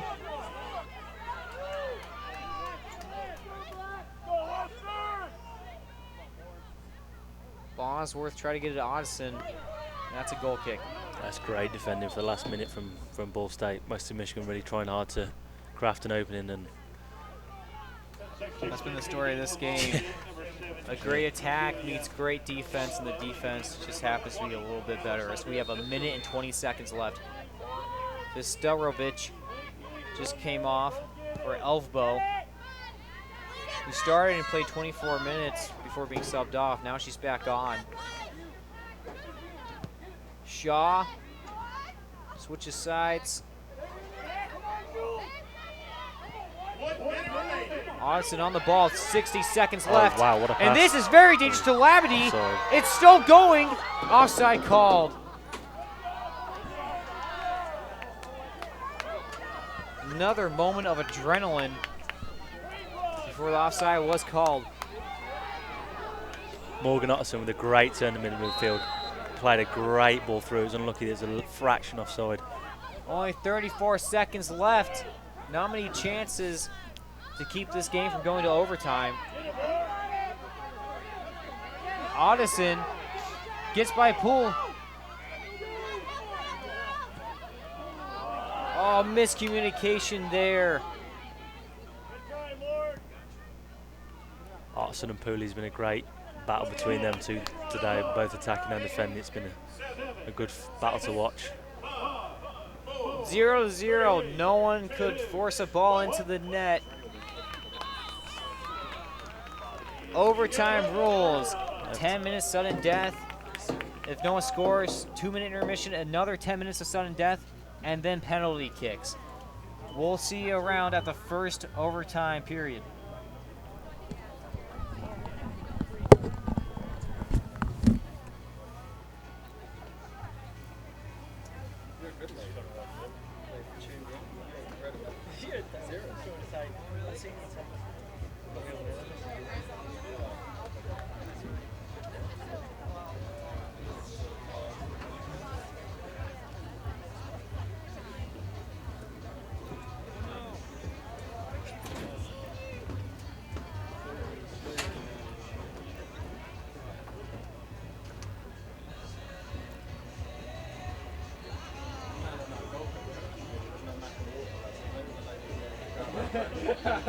Right in the graphic.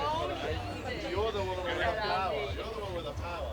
Assistant Commissioner of Graphics. Oh. That's Corinne. She's the assistant commissioner. You're Assistant Commissioner of something. I'm not assistant director. Exactly. Yeah, you're still pretty badass. Better than goalkeeper coach. That's what I am.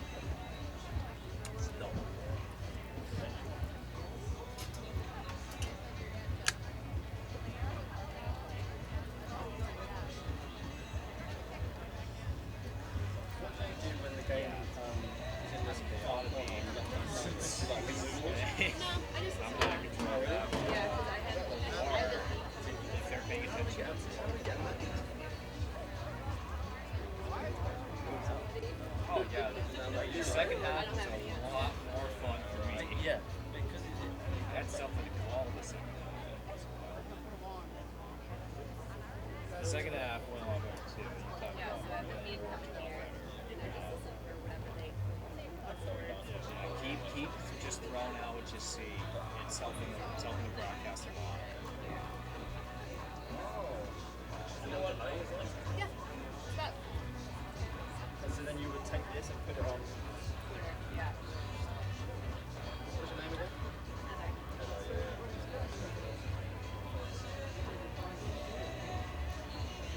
Tweet that as well. Tweet that.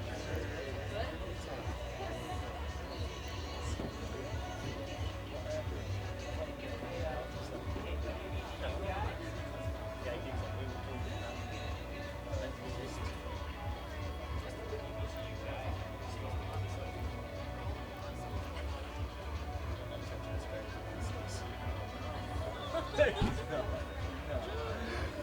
She said it's not bedtime and the game's on now. I said, what? She said, the football started at 9. I was like, no, that's the game before us now. She said, so that's not you then. I was like, no.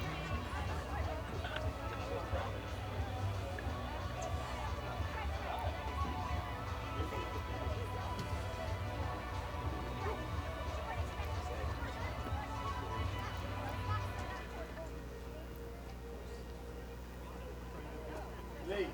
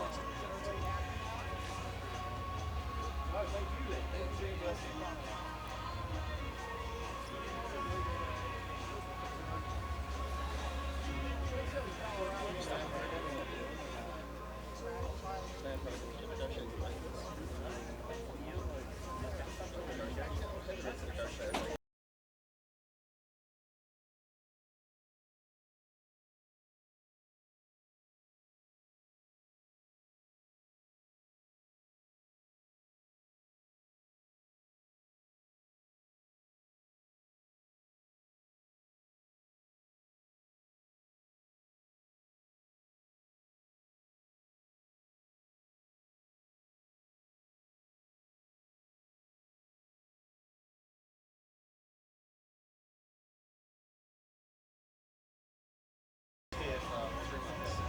What sort of? Now that I'm not doing it. She is trying.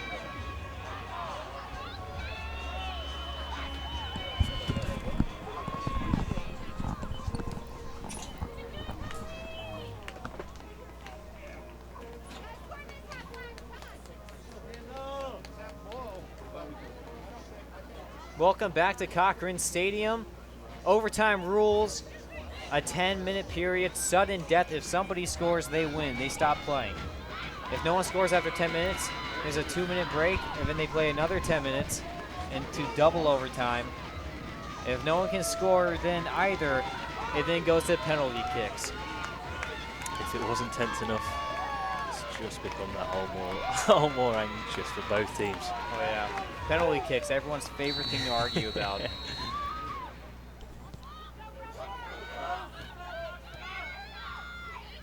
Next goal wins. Guerrero.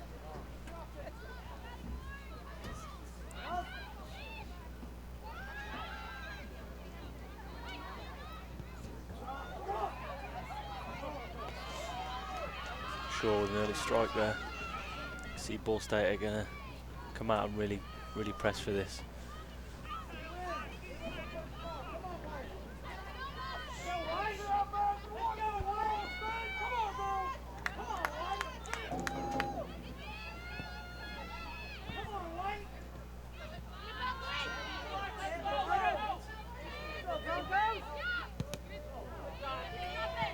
A lot of urgency from both teams in this overtime period, playing really fast as that throw-in sent back in no time at all.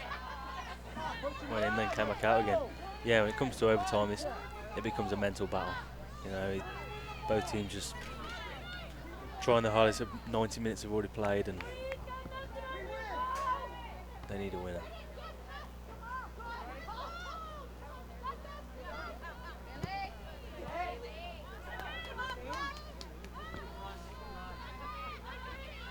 We'll have long balls being played early on. About the same strategy we saw in the first two halves, no surprise there. Of course, if you try going up for a goal, you risk allowing one. Yeah, you can see Ball State are going to try and push Western Michigan back as far as they can and see if they can play in their half.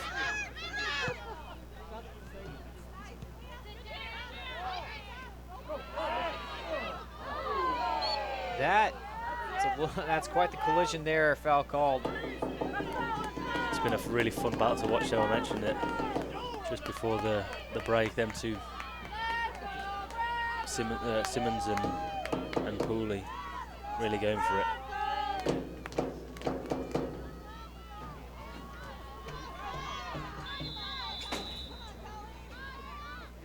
Service sent in for McKay. No one gets to it.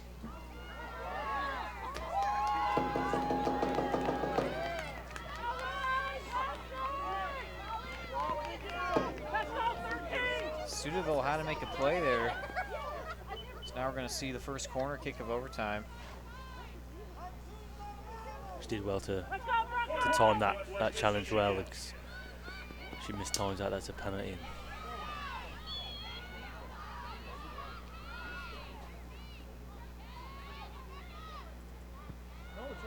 That's a whipped in cross. Still in there, still dangerous.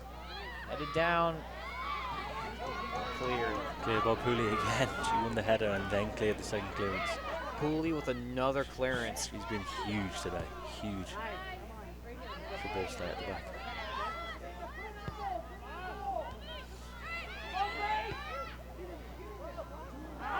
Labadie tried to volley there. Too high. It's not a bad effort.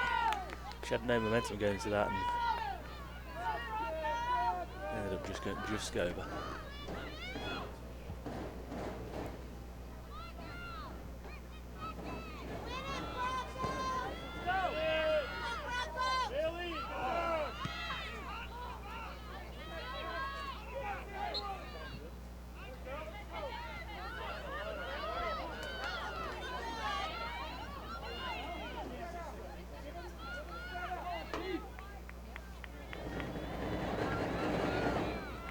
Ball State to throw the numbers forward on this free kick. Pooley the one to take it.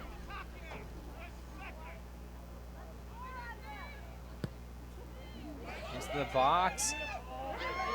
Mixing around. And it falls. Whoa! Nearly. Sargent keeps that blunder in her hands. That would have been a very disappointing way to end the season. She was already thinking about the next move before she even caught that.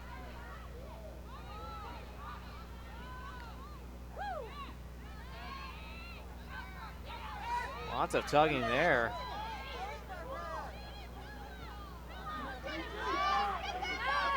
And here come the Broncos. Just a little too far behind Odson.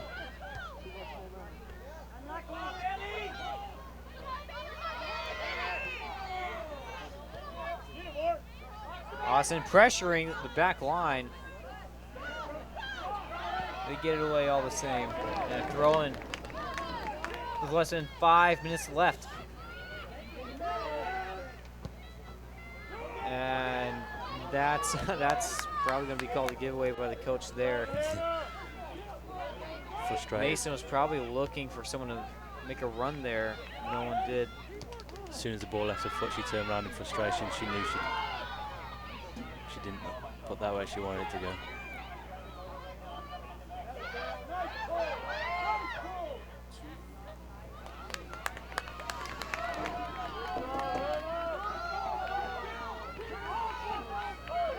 Ball State definitely been the better side this first overtime period. Tatiana Mason couldn't get there. Ball State is trying to keep this from going to the second overtime. And that could have been called a handball there. As Shaw works the outside.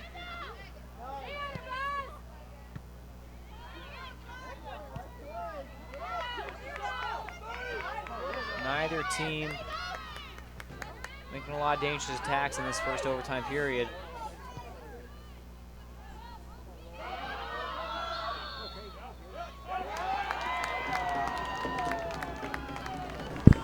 Looks like foul was called there.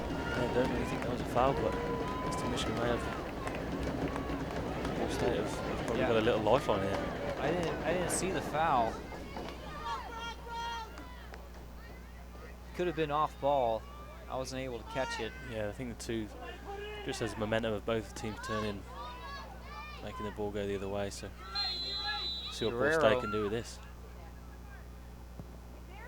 That's great service. Foul anyways.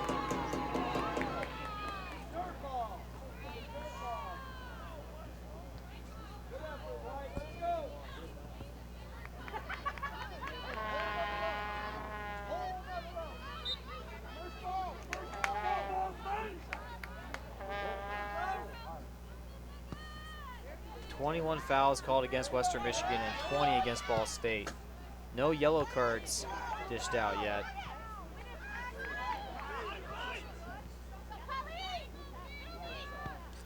Interesting, been so many fouls, but no cards shown. It's been a chop and change game for sure.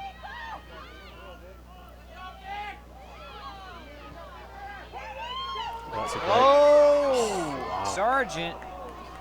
A slippery ball there to the corral. She ends up making the play. She recovered incredibly there. That ball could have gone anywhere, and she was first to it.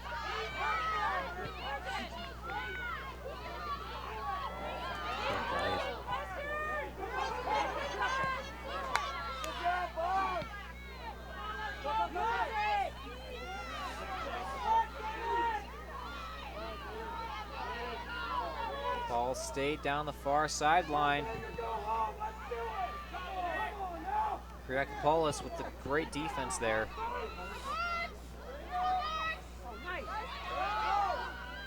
Kohor. Berg. Labadie almost got it inside to Austin. Coming up to a minute left. It's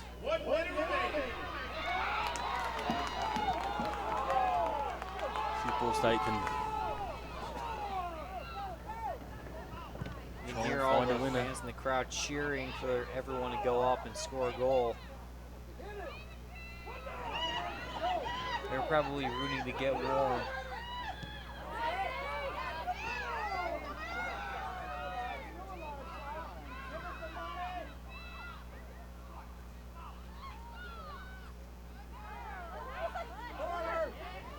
great defending from Burke.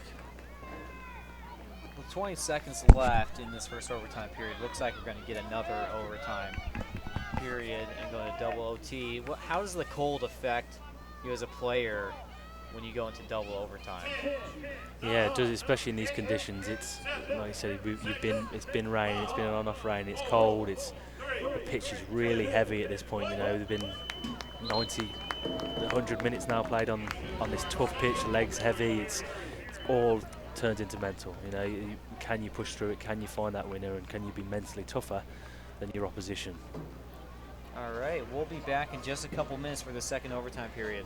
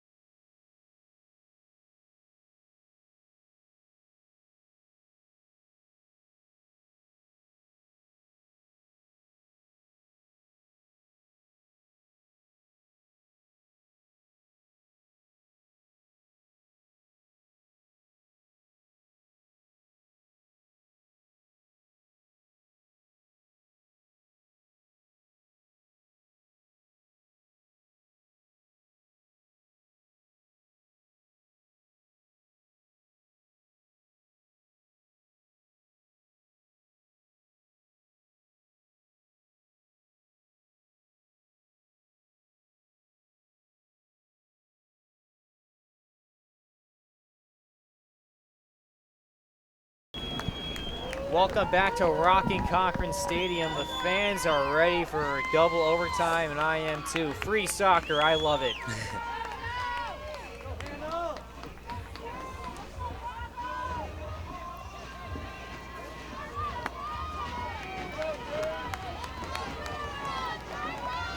This is where you really see the togetherness of the teams, you know, which team really wants to win it as a group and, you know, to work hard for each other. And 10 minutes to go, nobody wants to go home. This is exciting for a neutral to watch, exciting for fans.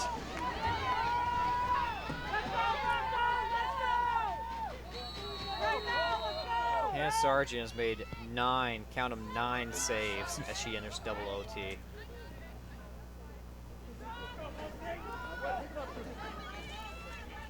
Both keepers have been big time. Has made 3. Credit to her defense. Yeah, the defenses in the midfield have kept this game at 0-0, and when they rarely failed, the goalkeeper was there. Shaw sends it for, oh, plays called dead. I think she's unlucky for that to go the other way. Battled hard there against a couple of Western Michigan players. I thought she should have had the free kick.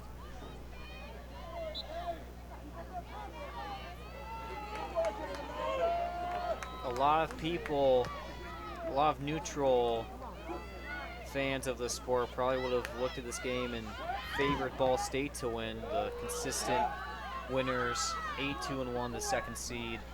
Western Michigan's come out here and they've sent them to double overtime, and they still have a very good chance to win. It's been a very excellent underdog performance, even if Coach Stasic doesn't really see themselves as an underdog. She said, when I asked her before the game, that she always sees her team as at least equal to the opponent. And how about that? A Falcon in Bowling Green flies across the field. He's ready for the next game. He's here for the Falcons semifinal. Getting his spot early before the other birds take it. Going back to your point there, Western Michigan have really soaked up the pressure today. They've battled really hard, and it's been a great game to watch. Even though there hasn't been any goals, it's been a fantastic battle from both teams. And a young team, this Ball State side, they usually play 5 or 6 freshmen every outing, and they have held their own in a double overtime game featuring players on the other side who have won a MAC tournament in 2015. They've battled really well, absolutely. As a freshman, this is your first kind of experience of postseason play, and they've really dug deep and enjoyed some soccer today. Yeah, it's been, despite the low scoring, if you're just tuning in, you're probably thinking this was a boring affair, but it's actually, there's been a lot of great moments in this match. It's just been great goalkeeping, great defending, but a lot of good attacking build-ups from young creative players. Just nothing's panned out offensively enough for a goal yet, as 7 minutes are left in double overtime. And if you're just joining us and you're unfamiliar with the rules of overtime, if they don't score neither team in 6 minutes and 50 seconds, it goes to penalty kicks. And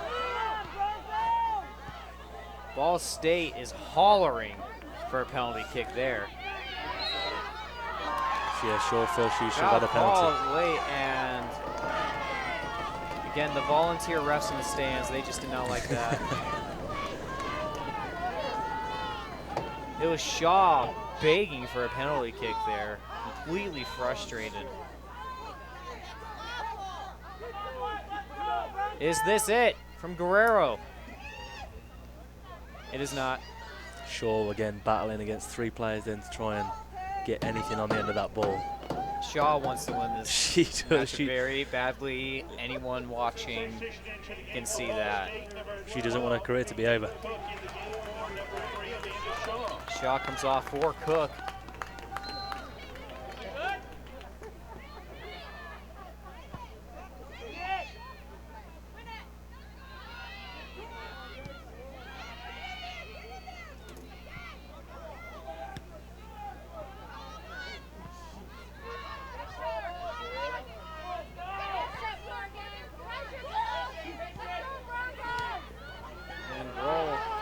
something happen.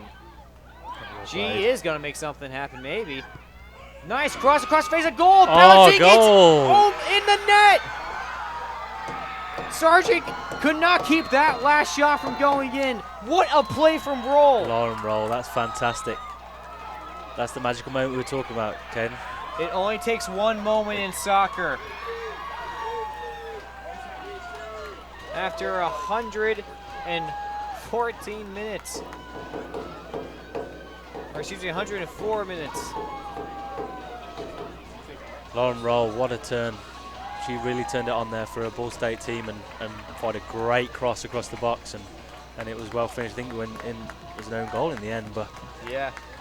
devastation for Western Michigan. You know, they, like we mentioned earlier, they worked so hard, so hard, and it's Roll made the excellent cross there to send it in the mixer and just bounced off of Western Michigan defender into the net. I wasn't able to see exactly which one. But what a finish to this match. Western Michigan, the 3 seed coming in as the underdog, will advance to the MAC tournament final this Sunday at 1 p.m. They will either play Bowling Green State University or Ohio University, which is the next game coming up on the stream. Stay tuned for BG versus Ohio. Thank you for tuning in. I'm Caden, joined by Brendan. yeah, be a good game next, and Ball State will definitely look forward to Sunday. Thanks for tuning in. We'll see you in the next game.